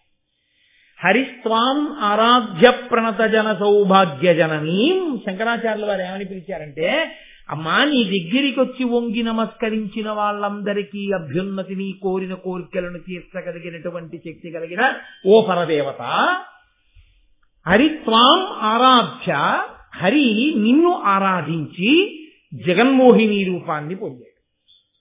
ఇక్కడ వరకు బాగానే ఉంది, ఇబ్బంది ఏం లేదు. వెంటనే మనకేం గుర్తొస్తుంది? అవునండి, అలా జగన్మోహిని రూపాన్ని పొందబట్టే దేవతలకి రాక్షసులకి అమృతాన్ని పంచిపెట్టడంలో రాక్షసులకి దక్కకుండా లోకాన్ని కాపాడాడండి అంటామనుకుంటాం. అక్కడే శంకరాచార్యుల వారు ఏం చేశారంటే మనందరినీ పక్కకి తోసేసి ఇంకో వైపుకి వెళ్ళారు. ఆయన అన్నారు, పురాణారీ భూత్వా పురరపిమపి క్షోభమనయత్ అన్నారు. అమ్మా, శ్రీ మహావిష్ణువు నిన్ను ఉపాసన చేశాడు, నువ్వేం చేశావు? లోకంలో కల్లా అందగత్తెవి నువ్వే కాబట్టి త్రిపుర సుందరివి, నీ అందం శ్రీ మహావిష్ణువుకి ఇచ్చావు. ఇప్పుడు ఆయన ఏమయ్యాడు? జగన్మోహిని అయ్యాడు. ఆయన్ని మించిన అందగత్తె లేకుండా పోయింది. అమృతం గురించి చెప్తే బాగానే ఉంది. ఇక్కడ శంకరాచార్యులు వారు అన్నారు, అప్పుడు ఏమైందో తెలుసా అమ్మా, మీ ఆయన పరువు బజారున పడిందని. పరమశివుడు ఆ జగన్మోహిని వెంట పడ్డాడు. పురాణారీభూత్వా పురరపిమపేక్షోభమనయత్. పురములను కాల్చినటువంటి పరమేశ్వరుని యొక్క హృదయములో కామము బయలుదేరి ఆయన ఆ జగన్మోహిని అవతారం పొందినటువంటి విష్ణువు వెంట పడ్డారు. అమ్మా ఎంత తమాషా చేశావమ్మా, పోనూరుకున్నావా? స్మరోపిత్వానత్వారకినయనలేశ్యేన వపుష. ఆ పరమశివుడు మన్మధుడిని కాల్చేశాడు. కాల్చేస్తే ఇంకేముంది, జననము లేదు మరణము లేదు, ఎవడి మీద కాముడు బాణాలేయడము లేదు, హాయ్ సుఖంగా ఉన్నారు అందరూ అని మనం అనుకుందాం కాసేపు. అమ్మవారు ఏం చేసింది? మన్మధుడిని బతికించి పైగా ఏం చేసింది? ఎవ్వరికీ కనపడవురా, ఒక్క మీ ఆవిడికే కనపడతావు. రతీదేవికి కనపడతాడు, లోకానికి కనపడ్డాడు. కానీ ఇప్పుడు ఎటువైపు నుంచి వచ్చి ఎవరి మీద బాణం వేస్తాడో, ఎంత నిష్టగా ఉన్నవాడు ఆ బాణానికి ఏమైపోతాడో ఎవరికి తెలియని స్థితి వచ్చి. మునీనామప్యంత ప్రభవతి మోహాయ మహతాం. అమ్మ దీనివల్ల ఏమైందంటే ముక్కు మూసుకుని హిమాలయ పర్వతాల్లో తపస్సులు చేసేటటువంటి మహర్షులు కూడా భయపడిపోతున్నారు. అప్పుడప్పుడు వాళ్ళు కూడా కామానికి వశులైపోతున్నారు. కాబట్టి అమ్మ ఇంత గొప్ప పని చేసింది, నీకో నమస్కారం. ఇది పైకి బాగుందేమో, మీరు కొంచెం జాగ్రత్తగా ఆలోచిస్తే ఇంత గొప్ప అందాన్ని శ్రీ మహావిష్ణువుకి ఇచ్చి పరమశివుడి ప్రతిష్ట బజారున పడేయడం పతివ్రత లక్షణమా? 2, ఆ కాముడు లేకపోతే పుట్టుక లేదు, చావు లేదు, భారతం వినడము లేదు, గొడవ లేదు, ధర్మము లేదు, అల్లరి లేదు. ఆ కాముడికేమో ప్రాణం పోసింది. ఆ మన్మధుడు బతకబట్టి మనందరికీ ఎల్లరొచ్చింది. పుట్టడం చావడం పుట్టడం చావడం. పోని ఊరుకుందా? ఆ మన్మధుణ్ణి బాణాలు ఎవరి మీద వేయడానికి ఆవిడ అధికారం ఇచ్చేసింది. ఒరే తపస్సు చేసుకుంటున్న ఋషుల మీద కూడా నువ్వు వేస్తే వెయ్యి, నేనేమన్నది. ఇప్పుడు వాళ్ళు కూడా భయపడిపోతున్నారు. అమ్మ ఇన్ని చేసిన నీకో నమస్కారం. ఇది స్తోత్రమా నిందా? నిజానికి భయపడకుండా గుడ్డల మీద చెయ్యేసి చెప్పండి. ఇందులో నిజంగా అమ్మవారిని స్తోత్రం చేయడానికి ఏమైనా ఉందా అండి? అందులో నిజాయితీగా త్రికరణ శుద్ధిగా ఏం అమ్మవారండి అనడానికి ఏమైనా ఉందా? ఏమీ లేదు. మరి ఏమీ లేని దానికి శంకరాచార్యుల వారు సౌందర్యలహరిలో శ్లోకం ఎందుకు ఇచ్చినట్టు అంటే, నేను మీతో ఒక ముఖ్యమైన విషయాన్ని ప్రతిపాదన చేస్తాను, దాన్ని ఆధారంగా మీరు పట్టుకోండి. ప్రభుత్వం ఏదో చట్టం చేసింది, ఆ చట్టం ఉండకుండా ఉంటే బాగుండు, ఉండకుండా ఉంటే బాగుండు, ఉండకుండా ఉంటే బాగుండని మనం అందరం అన్నాం. పోతుందా చట్టం? పోదు. ఈ చట్టం ఇవాళ నుంచి ఉండట్లేదు అని ప్రభుత్వం అంది. ఏమవుతుందా చట్టం? పోయింది. ఎవరు చట్టాన్ని చేశారో వారే ఆ చట్టాన్ని తీసేసే అధికారాన్ని కలిగి ఉంటారు కదండి. అక్కడ వరకు మీరు అంగీకరించారా? మొదటి విషయం. ఇంకా 2, మీరు నేను ఇప్పుడు బెంగ పెట్టుకున్నది దేని కొరకు? అయ్యయ్యో ఏమిటంటే ఆ చచ్చిపోయిన మన్మధుణ్ణి అమ్మవారు మళ్ళీ ఎందుకు బతికించిందండి అని. నేను మీతో ఒక మాట చెప్తాను, కొంచెం జాగ్రత్తగా గమనించండి. అమ్మవారు మన్మధుణ్ణి పుట్టించలేదనుకోండి, మన్మథ బాణములు లోకంలో పడలేదనుకోండి, సృష్టి ఆగిపోయిందిగా. సృష్టి ఆగిపోతే మనం చేసిన పాపపుణ్యాలు పోయేది ఎప్పుడు? ఈ శరీరం ఉంటే కదా పాపపుణ్యాలు పోయేది. ఈ పాపపుణ్యాలు పోవాలి అంటే జీవుడు మళ్ళీ పుట్టాలి. అది శరీరం ఉన్నప్పుడు తెలియదు. మీతో నేను కొంచెం కఠినంగా ఉన్నా ఒక యథార్థం చెప్తున్నాను. మీరు గరుడ పురాణం చూస్తే తెలుస్తుంది ఆ విషయం. శరీరం లేకుండా జీవుడు నిలబడిపోయాడు అనుకోండి, దక్షిణ దిక్కున పితృలోకం అంటారు, అక్కడ నిలబడిపోయాడు అనుకోండి, అప్పుడు ఏడుస్తాడు. శరీరం ఉంటే పుణ్యకర్మ చెయ్యొచ్చు, శరీరం ఉంటే పాపాన్ని పోగొట్టుకోవచ్చు. శరీరం లేదు, జీవుడు ఉండిపోయాడు, అప్పుడు ఏడుస్తాడు, నాకేదో శరీరం ఇవ్వవయా ఈశ్వరా, శరీరం అంటూ ఇస్తే శరీరంతో నేను మళ్ళీ సేవిస్తానంటాడు. కానీ ఏ శరీరం పడితే శరీరం ఇస్తే ఏం చేయలేడు. మనుష్య శరీరం ఇస్తేనే చేయగలడు, స్వేచ్ఛ. ఇప్పుడు ఈ మనుష్య శరీరం కావాలంటే ఎలా వస్తుంది? తల్లిదండ్రుల మీద మన్మథ బాణాలు పడితేనేనా ఈ శరీరం వస్తుంది? ఈ శరీరం వస్తేనేనా మీరు మళ్ళీ పాపపుణ్యాలు పోగొట్టుకోవడానికి ఈశ్వరుణ్ణి సేవ చేస్తారు? కాబట్టి ఇప్పుడు అమ్మవారు కాముణ్ణి మళ్ళీ సృష్టించడం వల్ల మనందరం పాపపుణ్యాలు పోగొట్టుకోవడానికి శరీరాన్ని పొందడానికి అవకాశం వచ్చిందా లేకుండా పోయిందా? అమ్మవారి అనుగ్రహం లేదందులో కాదు. నేను మీతో ఇంకొక మాట మనవి చేస్తాను, మీరు జాగ్రత్తగా ఆలోచించండి. అమ్మవారు కాముడు ఎప్పుడైతే బతికించిందో కామము బ్రతికింది. కామము బ్రతికితే బెంగ పెట్టుకోవాల్సిన అవసరం ఏంటి? నీ కామము ధర్మబద్ధమైతే నువ్వు పితృల నుంచి విముక్తుడు అయిపోయావు. ధర్మబద్ధమైన కామంతో ధర్మపత్ని యందు మనసు పెట్టుకున్నావు, సంతానాన్ని కండం వల్ల పితృరుణం నుంచి విముక్తుడు అయిపోయావు. ఆస్తిక మహర్షి పుట్టడం వల్ల ఆ జరత్కారుడి యొక్క తల్లిదండ్రులు ఆ గడ్డి దుప్పు ఒంటివేరు పట్టుకుని కిందపడి వేలాడుతున్న వాళ్ళందరూ ఉన్నత లోకాలు పొందలేదు. కాబట్టి కామము ధర్మబద్ధమైంది. నీకేమిటి బెంగ? ఏమీ బెంగలేదు, నీకు పితృరుణం తీరింది. కాముడు ఉంటే నీకు బెంగ ఎందుకు? కాదు. ఏమంటే అదే వచ్చిన పెద్ద బాధ అండి. ధార్మికం చేయలేకపోతున్నాను, ధార్మికమైన కామం అనుభవించలేకపోతున్నాను. అప్పుడు బెంగలేదు. ఈ విషయం పరదేవతకి చెప్పు, అమ్మవారికి చెప్పు. అమ్మా, నువ్వు కాముణ్ణి ఇచ్చావు, కామాన్ని ఇచ్చావు, కానీ వచ్చిన పెద్ద చిక్కల్లా నేను నా కామాన్ని ధర్మంతో ముడి వెయ్యలేకపోతున్నాను. ఆ ముడి వెయ్యలేకపోవడం వల్ల నేను పాడైపోతున్నాను. కాబట్టి అమ్మా, నువ్వే రక్షించనడుగు. ఎవరు చట్టం చేశారో వాళ్లే చట్టాన్ని రద్దు చేసినట్టు నువ్వు అమ్మవారి పాదాలు పెట్టుకుంటే అమ్మ కాముండి పిలిచి వాడి జోలికి వెళ్ళకంటే ఏమి నీకు బెంగ? దేనికి భయపడాలి? కాదు. ఇంకొక విషయాన్ని మీతో నేను మనవి చేస్తాను. మహాత్ములైన వారు ఉన్నారు, వారికి కామస్పర్శ ఉండదు. ఆయన అస్కలిత బ్రహ్మచారి, ఊర్ధ్వరేతస్కుడు. ఆయనకి అసలు ఎట్టి పరిస్థితుల్లో మనసుని కామమన్న స్పర్శ అంటను. ఇప్పుడు ఆయన శరీరంతో ఉండిపోతాడా? నాకు చెప్పండి. ఎంత మహాత్ముడైనా కానివ్వండి, ఆయన శరీరము ఒక ప్రత్యేకమైనటువంటి దేశకాలములలోనైనా ఉంటుంది. ఎప్పటికీ ఉండిపోతుందా? ఎప్పటికీ ఎలా ఉంటుందండి? పరమాచార్య స్వామి వారు ఉంటే బాగుండని నాకుంది, చంద్రశేఖర భారతీ స్వామి వారు ఉంటే బాగుండని నాకుంది. ఉంటాయి ఆ శరీరాలు? చంద్రశేఖర భారతీ స్వామి వారే అయినా శంకర భగవత్పాదులే అయినా శరీరాలను వదిలిపెట్టేశారు, వెళ్ళిపోతాయి శరీరాలు. మరి శరీరం వెళ్ళిపోతే ఒక పెద్ద ఇబ్బంది ఒకటి ఉంది. మళ్ళీ ఇంకొక మహాత్ముడు శరీరంలోకి వచ్చి కూర్చుంటే మీకు బోధ ఉంటుంది. శరీరంలో మహాత్ముడు లేడు, మీకు బోధాధిపం. ఆయన ఇప్పుడు శరీరంతో ఉన్నారనుకోండి పరమాచార్య స్వామి వారు, మనం ఆయన ఏ పల్లకయో ఎక్కించి మనందరం కాకినాడ తీసుకొస్తే ఆయన అనుగ్రహమాచనం చేస్తారు. శరీరంలో లేరు పరమాచార్య స్వామి. ఇప్పుడు ఆయన ఎలా మాట్లాడతారు? మాట్లాడడం కుదరదు. కాబట్టి మహాత్ముల పరంపర నడవాలి. మళ్ళీ మళ్ళీ మళ్ళీ మళ్ళీ మహాత్ములు రావాలి. ఇప్పుడు కూడా ఈ క్షణంలో మనకి కూడా మహాత్ములు ఉండాలి. ఉండి వాళ్ళు మాట్లాడితేనే మన తప్పులు మనకి తెలిసి మనం దిద్దుకుని మనం ధర్మ మార్గంలోకి వెడతాం. కానీ అలా చెప్పి మాట్లాడేటటువంటి మహాత్ముడు ఎలా వస్తాడు? ఆయన శరీరంలోకి రావాలంటే ఆయన తల్లిదండ్రుల మీద కాముడి బాణాలు పడవలసిందే. పరిపూర్ణ హృదయంతో స్త్రీ పురుషులిద్దరూ ఒండరులు సంగమించకపోతే పరిపూర్ణమైన ఆరోగ్యమైన శిశువు పుట్టడో. విముఖులై సంగమిస్తే తేజోవంతుడు ఆరోగ్యవంతుడైన శిశువు పుట్టడం. అలా కలవలేదు కాబట్టే వ్యాసుడే సంగమించిన సత్సంతానం కలగలేదు మహాభారతంలో. వెలవెలబోతే పాండురాజు పుట్టాడు, కళ్ళు మూసుకుంటే ధృతరాష్ట్రుడు పుట్టాడు.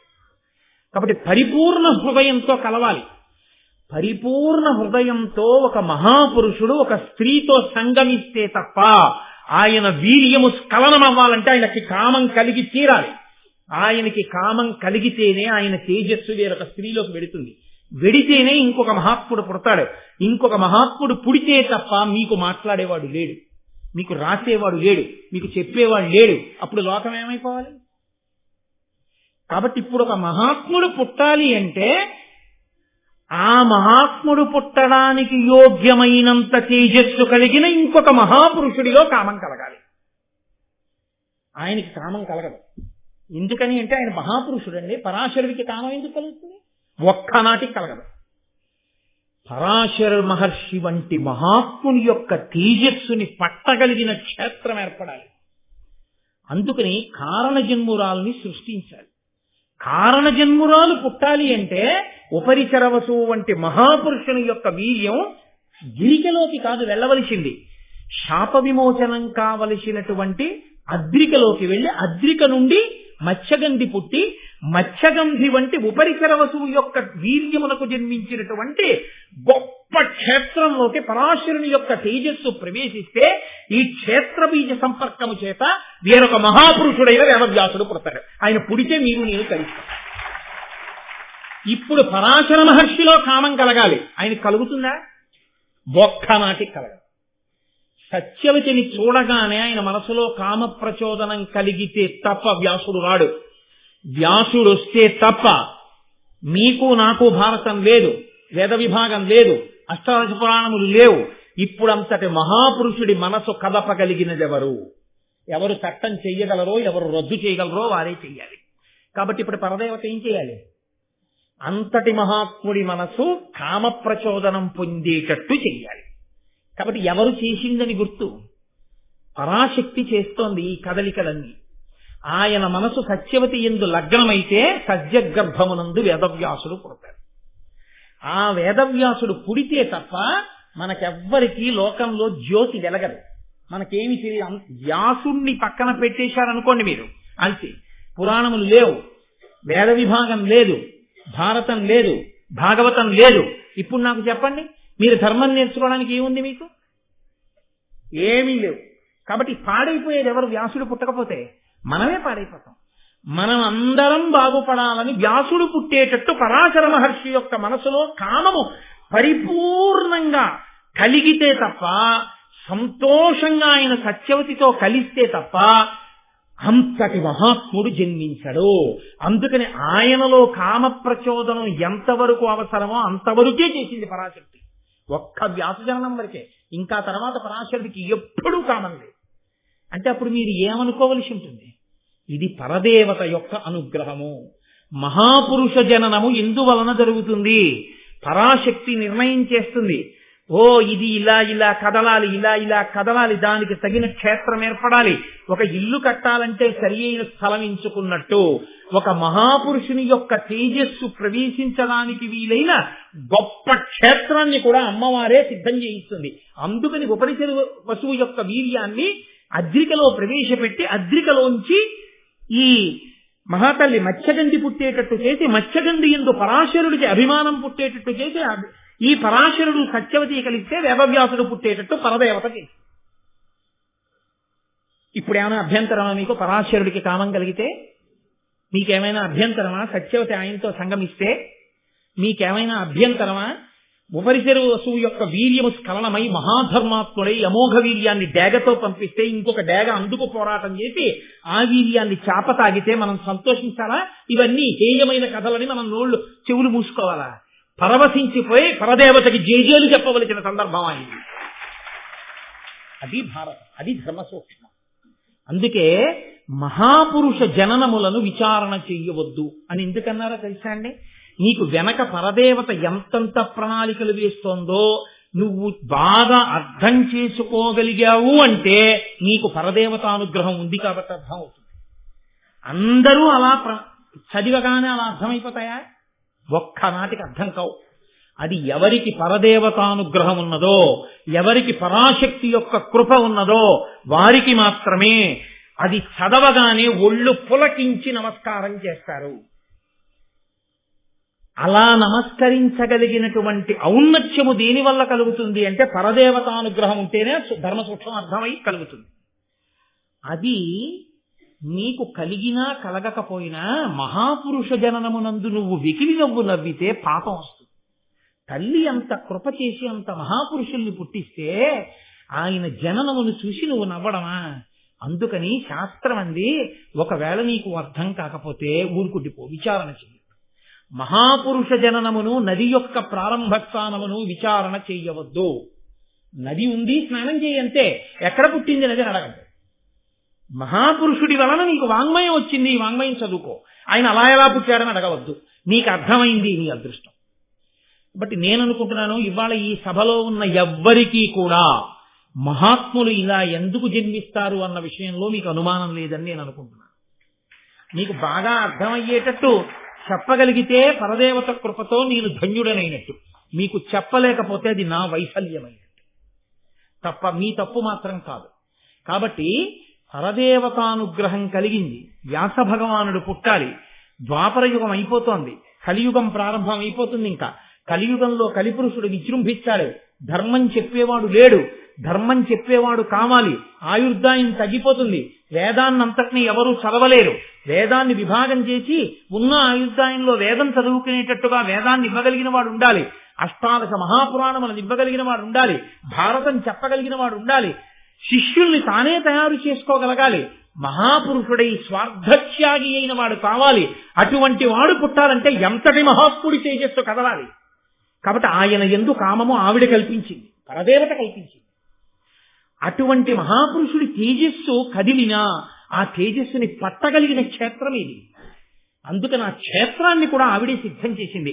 వేరొక మహాత్ముని తేజస్సు కదిపి అది అద్రిక మింగి అద్రిక కడుపులో పెరిగితే అద్రికకి శాప విమోచనం అవుతుంది. అప్సరసాగర్భము నుంచి బయటికి వచ్చింది కాబట్టి దాశరాజు దగ్గర పెరిగితే యమునా నది దాటుతున్నప్పుడు పరాశరుని యొక్క హృదయము ఆమె యందు నిలబడింది. సరే, ఇక్కడ వరకు బాగుందండి. మీరు సౌందర్యలహరిలో కదా మొదలెట్టారు, మరి పరమశివుడి పరువు బజార్న పడేయడంలో మరి అక్కడ అమ్మవారు ఏం చేసినట్టు అంటే పురాణారీ భూత్వా పురరపిమపి క్షోభమనయత్. అంతటి పరమేశ్వరుడు కాముణ్ణి కాల్చిన వాడిలో కూడా కామం పుట్టించి జగన్మోహిని వెంట పరిగెత్తేటట్టు అమ్మవారే చేసింది. అందులో ఏం అనుమానం లేదు. ఎందుకు చేసింది? ఆయన పరువు బజార్న పారేయడానికి కాదు. హరి హరుడు ఇద్దరూ కలిస్తే తప్ప మహిషిని సంహరించగలిగిన అయ్యప్ప పుట్టరు. అయ్యప్ప పుట్టాలంటే వాళ్ళిద్దరూ స్త్రీ పురుషులుగా ఉండనులు అభిమానంతో చూసుకోవాలి. పరమశివుడు తన భార్య వంక తప్పలా చూడాలి. తన అందంతో విష్ణువు కనపడాలి. కనబడితే పుంస్వరూపంలో విష్ణువు, స్త్రీ స్వరూపంలో వైష్ణవి నారాయణి అమ్మవారు పార్వతీదేవి. అందుకని తన అన్నగారి యందు తన అందాన్ని ప్రవేశపెట్టి విష్ణువు ఆడదానిగా కనబడితే పరమశివుని యొక్క తేజస్సు కదిలితే వీళ్ళిద్దరికీ కలిపి ధర్మశాస్త్ర అయినటువంటి అయ్యప్ప స్వామి జన్మిస్తే ఆయన వలన మహిష సంహారం జరిగితే ఈ లోకాలు ప్రశాంతంగా ఉండాలి. అందుకునమ్మా పురాణారీ భూత్వా పురరపిమపి క్షోభమనయత్ స్మరోపిత్వా నత్వా రతినయన లేహ్యేన వపుషా. పరమశివుడు మన్మధుణ్ణి కాలిస్తే నువ్వు బతికించావమ్మా. నువ్వు బతికించి ఉంచకపోతే మాకు ఈ శరీరం ఎక్కడిది? సౌందర్యలహరి చదవడం ఎక్కడిది? మహాభారతం వినడం ఎక్కడిది? మా పాపపుణ్యాలు పోగొట్టుకోవడం ఎక్కడిది? మేము భక్తిని పొందడం ఎక్కడిది? ధర్మం తెలుసుకోవడం ఎక్కడిది? జ్ఞానాన్ని పొందడం ఎక్కడిది? ఇది లేని నాడు మోక్షం ఎక్కడిది? ఇవన్నీ పొందామంటే తల్లి నువ్వు మహాపురుషుల యందు ఎంత అవసరమో అంతవరకు ఒక్క పర్యాయం కామం సృష్టించి ఇంకా మళ్ళీ ఆయన జోలికి ఆవిడ వెళ్ళలేదు. ఆయన అలాగే మహానుభావుడే వెళ్ళిపోయాడంతే పరాశరుడు. అంటే మన కొరకు ఎంత అవసరమో అంతవరకు ఆయన మనసు కదిలేట్టు చేసినటువంటి పరదేవతానుగ్రహాన్ని మీరు వింటున్నారని గుర్తు. అందుకే ఆదిపర్వంలో మహాపురుష జననాన్ని వింటే సాక్షాత్తుగా దేవతల యొక్క, రాక్షసుల యొక్క, పరదేవత యొక్క ఇంతమంది అనుగ్రహము కలిగేస్తుంది అన్నారు ఆదిపర్వం. అంత శక్తి ఎక్కడిదంటే ఇది కారణం. వెనక పరదేవత యొక్క అనుగ్రహం నడుస్తోంది. దీని వెనక మహాపురుష జననం వెనకాల. కాబట్టి ఇప్పుడు హరిస్వామారాధ్య ప్రణత జన సౌభాగ్య జననీం పురాణారీ భూత్వా పురరపిమపి క్షోభమనయత్ స్మరోపిత్వా నత్వా రతినయన లేఖ్యేద వపుష మునీనామప్యంతః ప్రభవతి మోహాయ మహతాం. ఏమిటి అమ్మవారి దోషం? ఎక్కడైనా ఉందా? ఎక్కడైనా తప్పు పట్టడానికి ఏమైనా ఉందా అమ్మవారిని? కాబట్టి ఇప్పుడు పరదేవతకి నమస్కరించాలా వద్దా? రెండు చేతులెత్తి అమ్మవారికి నమస్కరించవలసిందే. కాబట్టి పరాశరుడు మనసు ఎందుకు కదలవలసి వచ్చిందో శంకరాచార్యుల వారు సౌందర్యలహరిలో చెప్పారు అంటాను నేను. అన్వయమైందా లేదా? కాబట్టి ఇప్పుడు ఒకసారి మన మనస్సుకి ఆ స్థితి కలిగిపోయిన తరువాత ఇప్పుడు ఆయన మనసు ఎందుకు సత్యవతి ఎందు నిలబడుతుందో మనం చూస్తే, అమ్మా మా కోసం వ్యాసుణ్ణి సృష్టించడానికి తల్లి ఇంత అనుగ్రహించావా, పరదేవత నీకు నమోవాక్కములు అని మనం నమస్కారం చేస్తాం. కాబట్టి ఇప్పుడు పరాశరుడు తీర్థయాత్రకు వెడుతూ యమునా నది మీద పడవ నడుపుతున్నటువంటి ఆ యోజన గంధిని చూసి గతమదమత్సరుండు త్రిజగద్వినుతుండు వశిష్ఠ పౌత్రుడున్నతమతి శక్తి పుత్రుడు అఘనాశ ఘోర తపోధనుండు సువ్రతుడయి తీర్థయాత్రతనువాడు పరాశరుడన్ మునీంద్రుడు అయ్యతివ తలోదరింకనియే అయ్యమునానది ఒడరేవునన్. ఎక్కడైనా కాముకుడు ఆడది కనబడితే పిచ్చెక్కిపోయేవాడు, కీచకుల్లా ప్రవర్తించేవాడు అని చెప్పారా పరాశరుడి గురించి? అంతటి మహాపురుషుడి మనస్సు కదిలిందంటే యోజనగంధిని చూసి అమ్మవారి అనుగ్రహం నడుస్తోంది మన కోసం. పిల్లలు పాడైపోతారు కలియుగంలో, వ్యాసుణ్ణి సృష్టించాలనుకుంది తల్లి. కాబట్టి గతమదమత్సరుండు, ఆయనకి అసలు మదము లేదు మత్సరము. ఆయన మదోన్మత్తుడు కాడు, ఆయనకి రెండూ లేవు. లేనివాడికి ఎలా కలిగింది? మన కోసం కల్పించింది ఆవిడ. నీ తేజస్సు జారితే తప్ప రాడు వ్యాసుడని. త్రిజగద్వినుతుండు, 3 లోకముల చేత స్తోత్రం చెయ్యబడేవాడు పరాశరుడంటే. వశిష్ఠ పౌత్రుడు, ఉన్నతమతి, వశిష్ఠుని యొక్క మనవడు, శక్తి మహర్షి యొక్క కుమారుడు, నిరంతరము కూడా విశాల హృదయంతో పవిత్ర భావనలతో ఉండేవాడే తప్ప హేయమైన ఆలోచన లేనివాడు. అఘనాశ ఘోర తపోధనుండు, పాపములు నశించిపోయేటట్టుగా ఘోరమైన తపస్సులు చేసినవాడు. సువ్రతుడయి మంచి వ్రతంతో తీర్థయాత్ర తనువాడు, తీర్థయాత్రకు వెళుతున్నవాడు. పరాశరుడు మునీంద్రుడై యతివ తలోదరింగనియే. ఎవరిని చూశాడు? ఒంటి నిండా చేపల కంపు కొడుతూ యోజనం దూరం చేపల కంపు కొట్టేటటువంటి స్త్రీని చూశాడు.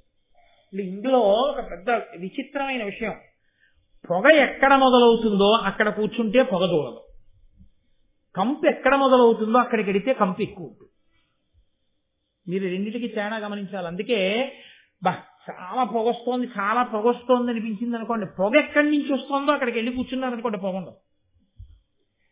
చాలా పొగొస్తోందని పొగొస్తున్న చోట మీరు నించున్నారనుకోండి, పొగ మిమ్మల్ని అంతా పట్టుకుంటుంది.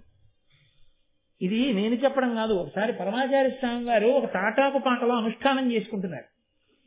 ఆయన ఇలా లోపలికి వెళ్ళేటప్పటికీ పాకంతా పొగ పట్టింది. ఎందుకురా పొగ పట్టింది అన్నారు. వాళ్ళు ఏదోనండి పాపం వండుదాం అనుకున్నారు, ఆ పచ్చికర్రం ఏమో పొగొస్తోందన్నారు. ఆయన అన్నారు, నా అనుష్ఠాన సామాగ్రిని తీసుకెళ్ళి ఆ పొయ్యి దగ్గర పెట్టండి అన్నారు. అదేమిటన్నారు, పొయ్యి దగ్గర పొగ ఉండదురా, మిగిలిన చోట్ల పొగ ఉంటుందన్నారు. హాయిగా అక్కడికి వెళ్ళి కూర్చుని ఆయన అనుష్ఠానం చేశారు. ఎక్కడ పొగ పుడుతూ ఉంటుందో అది మిగిలిన చోట్లకి వ్యాపిస్తుంది, ఎక్కడ పుడుతూ ఉంటుందో అక్కడ పొగ లేకుండా ఉంటుంది. ఎక్కడ దుర్వాసన వస్తూ ఉంటుందో అక్కడ దానికి దూరంగా ఉంటే తక్కువ వస్తుంది, దగ్గరగా వెళ్ళి ఎక్కడ పుడుతోందో అక్కడికి వెళితే బాగా వాసన వస్తుంది. ఇంతటి మహానుభావుడు అంత దుర్వాసన వస్తున్నటువంటి మత్స్యగంధికి దగ్గరికి వెళ్ళి అసలు నిలబడి చూస్తాడండి ఆయన. మరి చూశాడు అంటే మన కోసం చూశాడు అని చెప్పాలి, పరదేవతానుగ్రహంగా చూశాడు అని చెప్పాలి. చూసి ఆమె యొక్క పొందు కోరాడే. కోరితే మత్స్యగంధి పరాశరునితో అంది, తనువు మింపొలవచ్చు జాలరిదాన అట్లునుగాక ఏననగా కన్యకామృతము అంతరించిన ఎట్లు మజ్జనకు నింటికి పొగనేస్తూ ప్రసాద బుద్ధి యునర్పు సన్మునిగణోత్తమ నాకు దోష విముక్తి ఎట్లగునట్లుగా. నేను కన్యని, నా కన్యాత్వం పోతే నా తండ్రి నన్ను గడపలో అడుగు పెట్టనిస్తారా? అటువంటి తప్పుడు పని చేసి ఇంటికొస్తావా అంటాడు. కాబట్టి నువ్వు ఎంతటి మహాపురుషుడవైనా కావచ్చు, నీతో సంగమం నాకు ఎలా కుదురుతుంది? కుదరదన్నాడు. అంటే ఆయన అన్నాడు, ఇది బహుశః పరదేవత అనుగ్రహం, లేకపోతే నా మనసు నీ యందు నిలబడ్డం ఏమిటి? నీకు వరం ఇస్తున్నాను, నీ శరీరము చేపల వాసన వస్తోందని కదంటున్నావు, ఇక నుంచి నీవు యోజనగంధి అవుతావు, మత్స్యగంధివి కావు. నువ్వు ఎక్కడ నిలబడతావో అక్కడి నుంచి యోజనం దూరం సువాసనలు వచ్చి ఆకర్షిస్తాయి. అదే యదన భరత వంశానికి కారణం. ఋషి నోటి వెంట అనవసరంగా ఏ మాట రాదండి, అమ్మవారు పలికిస్తోంది. యోజనగంధివవుతో ఆ వాసనలే శంకర మహారాజుని తీసుకొచ్చాయి. అంటే నీ శరీరంలోంచి యోజనం దూరం సువాసనలు వస్తాయి. కాదు నీ కన్యాత్వం చెడదు. 9 నెలలో 10 నెలలో నువ్వు గర్భమును ధరించక్కర్లేదు, సద్యగర్భంగా ఇప్పుడే నీకు మహాత్ముడు జన్మిస్తాడు నీ కడుపున. నీవు కన్యగానే ఉంటావు, నేను నీకు వరం ఇస్తున్నాను. పగటివేళ మంచు తెరలు సృష్టిస్తున్నాను నా యొక్క తపస్సు చేత. పరాశర మహర్షి యొక్క సంగమ ఫలితంగా పరమేష్ఠికల్పుడగు అపరాశరు సమాగమమున పరమ గుణైకాభరణకు అనవద్య మనోహర మూర్తికి సత్యవతికి అమ్ముని శక్తిన్ సద్యోగర్భంబున హైమద్యుతి తేజుండు వేదమయుడు అఖిల మునీంద్రాజ్యుడు వేదవ్యాసుండు ఉద్య జ్ఞానంబుతోడ ఉదితుండయ్యన్ ఆ యమునా ద్వీపమున హమేయుడు కృష్ణుడయి లీలమెయి కృష్ణ ద్వైపాయునుడనబరగి వచశ్రీయుతుడు తపంబునందు చిత్తము నిలిపెన్. నిజంగా ఈ సంఘటన జరిగినప్పుడు నేను చెప్పడం మర్చిపోయాను, కానీ యథార్థానికి పైన మంగళధ్వని చేసి అయ్యప్ప స్వామికి నీరాజనం ఇవ్వాలి, దేవాలయాలన్నింటిలో నీరాజనాలు ఎత్తాలి వ్యాసజననం జరిగితే. అంతటి మహానుభావుడు పుట్టాడు ఇవాళ. నేను యథార్థం చెప్తున్నా, ఇవాళ కథ ఎవరు విన్నారో వాళ్ళందరూ ధన్యులు, వాళ్ళు దేవతానుగ్రహాన్ని పొందుతారు. కాబట్టి ఆ పరమేష్టి సమానుడైనటువంటి బ్రహ్మ సమానుడైనటువంటి పరాశర మహర్షి యొక్క అనుగ్రహం చేత సద్యోగర్భంలో అద్యుతి తేజుండు, సాక్షాత్తు సూర్యునితో సమానమైనటువంటి తేజస్సు కలవాడు, పుట్టుకతోనే 4 వేదములను నేర్చుకుని పుట్టినటువంటి వాడు. అసలు పుడుతూనే ఆయన వేదమయుడు, ఆయనకి వేదాలన్నీ వచ్చు. వ్యాసో నారాయణ స్వయం, సాక్షాత్తు నారాయణుడు పుట్టాడు. కాబట్టి అఖిల మునీంద్రాజ్యుడు, సకల మునులకు మొట్టమొదటి వాడు వేదవ్యాసుండు. బుద్ధ్య జ్ఞానంబుతోడ ఉదితుండయ్యన్, పుట్టుకతోనే మహాజ్ఞానంతో పుట్టాడు మహానుభావుడు. ఇంత కారణ జన్ముడు ఎందుకు పుడతాడండి? పరాశర మహర్షి లాంటి వాడికి కామం పుట్టకపోతే అది పరదేవతానుగ్రహం అంటే. కాబట్టి ఆయమునా ద్వీపమున అమేయుడు కృష్ణుడగి లీల మెయిన్, కృష్ణద్వైపాయునుడనబరిగి వచశ్రీయుతుడు తపమునందు చిత్తము నిలిపెన్. వచశ్రీమంతుడు అన్నారు ఆయన.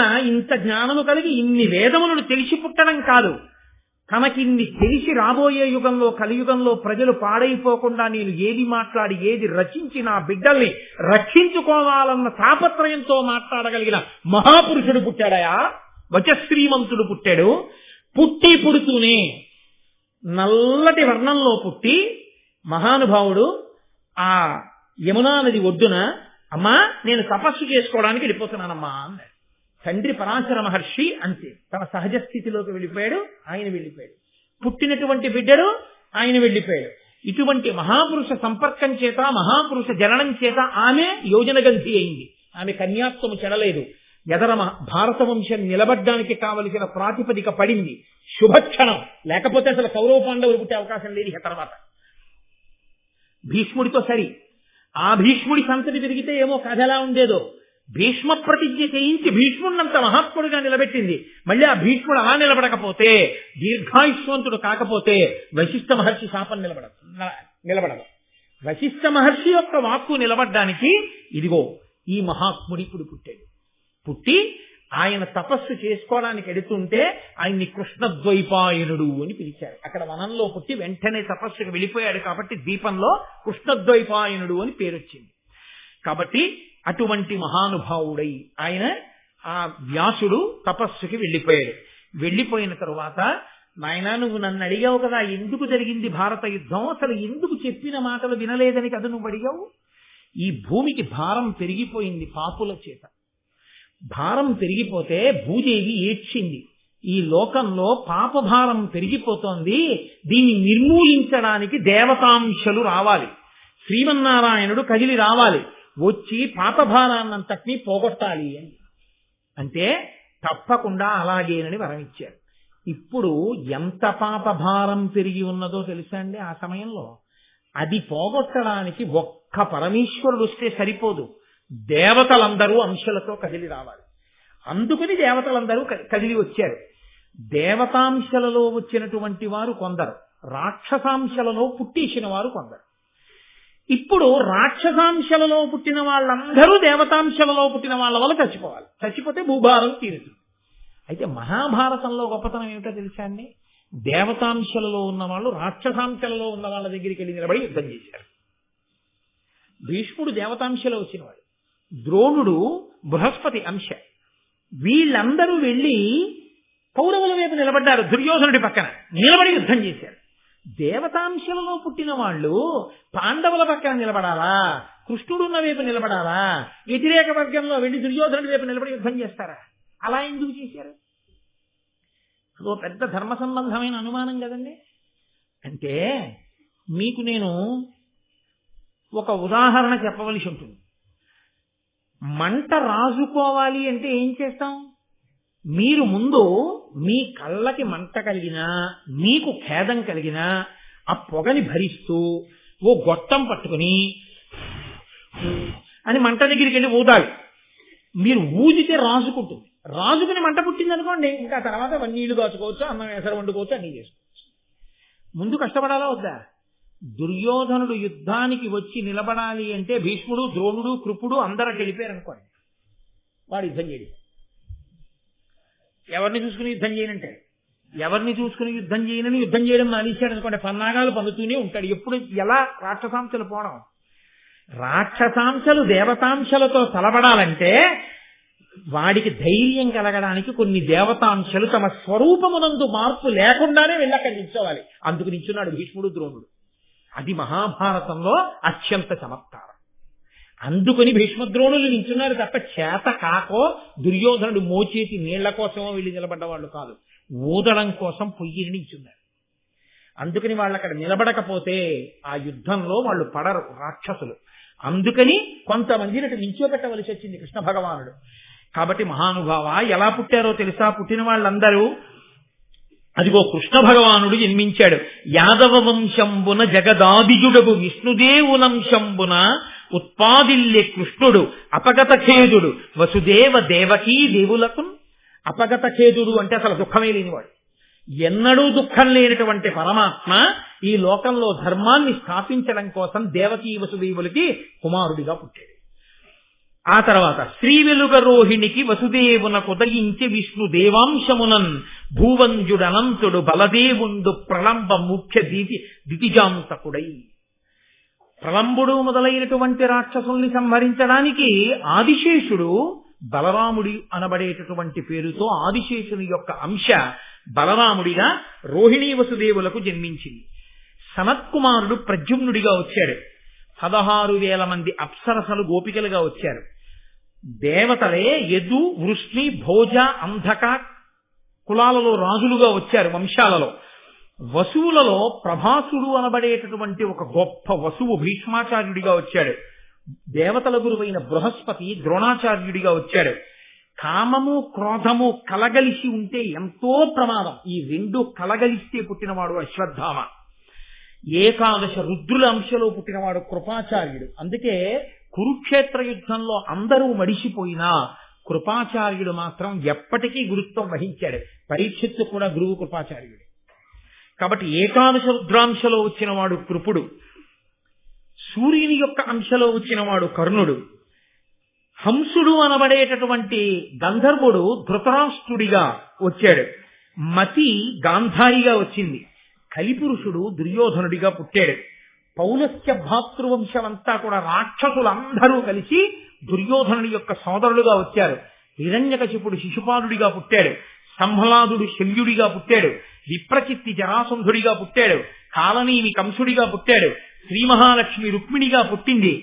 స్త్రీ పుంస రెండు రూపములు కలిసి ఉండేటటువంటి వాడు, అటువంటి రూపము కలిగినటువంటి వాడు ఒక దేవత శిఖండిగా పుట్టాడు. మరుద్గణాంశతో పుట్టినటువంటి వాడు పాండురాజు. మాండవ్యుని యొక్క శాపం వలన యమధర్మరాజు గారు మళ్లీ పుట్టవలసి వస్తే విదురుడిగా పుట్టాడు. సిద్ధి బుద్ధి ఇద్దరు కుంతి మాదిరిగా పుట్టారు. అదిగో ఆ అనేకమైనటువంటి దేవతల అనుగ్రహంతో యమధర్మరాజు గారి యొక్క అంశగా ధర్మరాజు, వాయుదేవుని అంశలో భీముడు, ఇంద్రుని అంశలో అర్జునుడు, అశ్విని దేవతల యొక్క అంశంలో నకుల సహదేవులు, అలాగే సాక్షాత్తు శ్రీ రూపంగా లక్ష్మీ స్వరూపంగా సంపద రూపంగా యాజ్ఞసేని జన్మించింది. యాజ్ఞసేని అంటే ద్రౌపదీదేవి. ఆవిడ యజ్ఞంలోంచి ఆవిర్భవించింది. అర్జుని దృష్టద్యుమ్నుడిగా వచ్చాడు. మరుత్తులు ద్రుపద సాత్యకి విరాటులుగా వచ్చారు. ఇంతమంది దేవతలు కాకుండా ఇంకా ఎంతమంది దేవతలు, ఎంతమంది రాక్షసులో ఈ భూమి మీద రాక్షసాంశలతో అవతరించిన వాళ్ళని మట్టు పెట్టడానికి దేవతలందరూ ఇన్ని అంశాలలో జన్మించారు. శ్రీ మహావిష్ణువు శ్రీకృష్ణ భగవానుడిగా ఆవిర్భవించాడు. అందువల్ల నాయన వీళ్ళు మాట వినకపోవడం అన్నది అక్కడ వచ్చింది. రాక్షసాంశంలో ఉన్నవాళ్ళు, అందుకని వాళ్ళు మాట వినరు. అందుకొచ్చింది భారత యుద్ధం అంతాను. వాళ్ళని మట్టు పెట్టడానికి, భూభారం తీర్చడానికి జరగవలసి వచ్చింది. అంటే ఇది అసలు ఎక్కడ ప్రారంభం? ఇదంతా ఈ అల్లరంతా మా వంశం, మా భరతుడి యొక్క వంశం, ఈ కథ ఎక్కడ మొదలయ్యాయి? దాని విశేషం ఏమిటో నాకు చెప్పండి అన్నాడు జనమేజయుడు. పొంగిపోయాడు. పడి ఇంతటి మహానుభావుడు వైశంపాయనుడు వ్యాసుడు దొరికినప్పుడు కదండి చెప్పించుకోవాలి, లేనప్పుడు ఎక్కడ వింటాం? వినాలని కోరుకుంటే మాత్రం. కాబట్టి చెప్పండి అన్నాడు. అంటే ఆయన ఎక్కడికి తీసుకెళ్లి ప్రారంభం చేశాడో తెలుసా అండి? పూర్వం దేవతలకి గురువైనటువంటి బృహస్పతికి ఒక కుమారుడు, ఆయన పేరు కచుడు. రాక్షసులందరికీ గురువు శుక్రాచార్యుల వారు. శుక్రాచార్యుల వారికి ఒక్కతే కూతురు, ఆమె పేరు దేవయాని. ఈ దేవతల గురువైనటువంటి బృహస్పతి కుమారుడైనటువంటి కచుడి దగ్గరికి వెళ్ళి దేవతలందరూ ఒక ప్రార్థన చేశారు. ఏమని అంటే, పోరను మృత సంజీవని కారణమున నిహతులయ్యుగారసువరులు వారల నోర్వగ మనకతి భారము దుర్వార వీర్య బలయుతులగుటం. ఆ శుక్రాచార్యుల వారి దగ్గర మృత సంజీవని విద్య ఉంది. ఆయన వృషపర్వుడు అనబడేటటువంటి రాక్షసుడి దగ్గర మంత్రిగా పనిచేస్తున్నాడు, బ్రాహ్మణుడిగా ఉన్నాడు. ఆయన పురోహితుడు. ఆయనకి మృత సంజీవని విద్య వచ్చిన కారణం చేత దేవతలకి రాక్షసులకి యుద్ధం జరిగితే రాక్షసులు చచ్చిపోయిన వాళ్ళందరినీ మృత సంజీవని విద్యతో బతికించేస్తాడు, దేవతల్ని మాత్రం బతికించేవాడు లేడు. కాబట్టి ఇప్పుడు శుక్రాచార్యుల వారి దగ్గర మృత సంజీవిని విద్య తెలుసుకోవాలి. శుక్రాచార్యుల వారు ఇంత గొప్ప విద్య ఎందుకు ఇస్తారు? చక్కరితనంతో గురువు గారి దగ్గర నేర్చుకున్నారనుకోండి, తెలిసిన తర్వాత గురువు గారు ఆ విద్య నీకు పనికి రాకుండుగాక అంటాడు. పరశురాముడు ఇవ్వలేదు కర్ణుడికి శాపం. అందుకని గురువుల్ని మోసం చేసి తెలుసుకోలేరు. కాబట్టి గురువు గారి అనుగ్రహంతోనే తెలుసుకోవాలి. గురువు ఎందుకు వచ్చినా సరే ఎందుకు అనుగ్రహించేస్తాడు? గురు శుశ్రూష త్రికరణ శుద్ధిగా చేస్తే గురువు అనుగ్రహించేస్తాడు. కాబట్టి నువ్వు వెళ్ళి చెప్పు, నేను బృహస్పతి కుమారుణ్ణని, దేవగురువు యొక్క కొడుకునని చెప్పు. చెప్పి నువ్వు బాగా శుక్రాచార్యుల వారి సేవ చేయి. శుక్రాచార్యుల వారి సేవ ఒక్కటి చేస్తే సరిపోదు. శుక్రుడి ప్రీతంతా తన ఒక్క కూతురు దేవయాని మీద ఉంది. దేవయాని ప్రేమ కూడా చూరగుణం. ఇప్పుడు దేవయాని ప్రేమ కూడా నువ్వు పొందితే, దేవయాని చెప్తే ఏదో ఒక కారణం చేత నీకు మృత సంజీవని దొరుకుతుంది ఆ విద్య. కాబట్టి త్రికరణ శుద్ధిగా ఇద్దరినీ సేవించు, గురువుగారి కూతుర్ని కూడా. అంటే తప్పకుండా చేస్తానని కచుడు శుక్రాచార్యుల వారి దగ్గరికి వెళ్ళాడు. ఎవరైనా బృహస్పతి కొడుకు. బృహస్పతి ఎవరు? దేవతల గురువు. వెళ్ళి దాపరికం లేదు, ఉన్నదున్నట్లు మాట్లాడాడు శుక్రాచార్యుల వారితో. ఆయన అన్నాడు, ఏను కచుండనువాడ మహానియమ సమన్వితుడా బృహస్పతి సుతుడన్ మానుగ వచ్చితి నీకును భానునిభా శిష్యవృత్తి పనిచేయంగన్. నేను చాలా నియమములు కలిగినటువంటి వాణ్ణి, దేవగురువు అయినటువంటి బృహస్పతి కుమారుణ్ణి, నన్ను కచుడు అంటారు. నేను నీకు సేవ చేసి నీ దగ్గర విద్యను నేర్చుకోవాలని వచ్చాను. కాబట్టి మీకు సేవ చేసే అదృష్టం నాకు ఇవ్వండి అని అడిగితే మనం ఏమనుకుంటామంటే, శుక్రుడు వికటాట్టహాసం చేస్తారు, ఏం మీ నాన్న చేత కాలేదా, నా దగ్గరికి పంపించాడా, మీ నాన్న చెప్పలేకపోయాడా అంటారని మనం అనుకుంటాం. కానీ గురువు అన్నవాడు ఎంత గొప్పగా ఉంటుందో చూడండి. ఆయన హృదయం. శుక్రాచార్యుల వారు అన్నాడు, బృహస్పతి మహానుభావుడు. బృహస్పతికి నమస్కరించడం ఒకటి, నీ వంటి వాణ్ణి ప్రేమతో చూడడం ఒకటి కాదు. గురుపుత్రుడు. కాబట్టి నాయన సంతోషంగా రా, నీ మాటలు మృదువచనములు నాకెంత నచ్చాయో, చక్కగా ఆశ్రమంలో ఉండి నా దగ్గర విద్యలన్నీ నేర్చుకో. అది ఆయన సహృదయం అంటే. అందుకు కదండి ద్రోణాచార్యుల వారు గురుత్వం వహిస్తే ప్రపంచం నలుదిక్కుల నుంచి వచ్చి ద్రోణాచార్యుల వారి దగ్గర చదువు నేర్చుకున్నారు ఆ రోజుల్లో. గురువు అంటే అన్ని జ్యోతులు వెలిగించారు మహానుభావులు. కాబట్టి ఆ కచుడు పని ఏమి పంచిన బదపడి చేసదనక తన్ పంచిన యా క్షణంబ చేయుచు నిజగురు చిత్త వృత్తికి కడుననుకూలుడై వినయంబుతోడా మనమున జయ్యుల మాటల భక్తి నేకాకారుడై మరి అంతకంటే దేవయానికి సువిధేయుడై ప్రియహిత భాషణముల పుష్ప ఫల విశేష దానములను సంతత ప్రీతి చేయుచు ఆ విధమున పెక్కులేండ్లు నిష్ట గురుని గురు తనూజగొలిచి ఆ ఇరువుర నిమ్మి పడసే తనదు నేర్పు పేర్ని. ఆ వెళ్ళినటువంటి కచుడు ఎప్పుడైనా ఆ శుక్రాచార్యుల వారి పిలిచి, నాయన వెళ్ళి దర్భలపట్రా అంటే, గురువుగారు బయట బాగా మబ్బేసింది, వర్షం వస్తోందేమో, రేపు ప్రొద్దున వెళ్ళి తీసుకొస్తానండి అని ఎప్పుడు అనలేదు. ఆయన కాదు, ఆయన కూతురైన దేవయాని పిలిచి, ఏమయ్యా వెళ్ళి పువ్వులు పట్టరా అంటే వెంటనే వెళ్ళి పట్టుకొచ్చేవాడు. ఎలా? ఆయన దగ్గర ఎలా అయినా మృత సంజీవిని విద్య కొట్టేసి పట్టుకెళ్ళిపోదామనేటటువంటి కాపట్యంతో కాదు, త్రికరణ శుద్ధిగా గురువు గారు అని నమ్మి నేను సేవ చేస్తున్నాను కాబట్టి ఆయన అనుగ్రహించి మృత సంజీవని ఇస్తారు. కాబట్టి నేను ఆయన్ని అలాగే సేవిస్తానని త్రికరణ శుద్ధిగా సేవించాడు. ఫలములు తెమ్మంటే ఫలములు తెచ్చాడు, పుష్పములు తెమ్మంటే పుష్పములు తెచ్చాడు, సమిధలు తెమ్మంటే సమిధలు తెచ్చాడు. వాళ్ళిద్దరి యొక్క అపారమైన ప్రీతిని పొందాడు. ఇప్పుడు వాళ్ళిద్దరి అపారమైన ప్రీతిని పొందినప్పటికీ మృత సంజీవని ఈయన చేతుల్లోకి రావడానికి కథ ఎన్ని మలుపులు తిరగాలో, ఆ భరతవంశం ఎలా రావాలో, ఎక్కడ ప్రారంభమైందో, ఎన్ని మలుపులు తిరుగుతుందో, ఎన్ని ధర్మాలుంటాయో, ఎంత ఆశ్చర్యమో రేపటి రోజున మనం మహానుభావుడు వ్యాస భగవానుని అనుగ్రహంతో వైశంపాయనుడి చెప్పగా నా చేత చెప్పించి నన్ను ధన్యుండ చెయ్యుగాక అని ప్రార్థన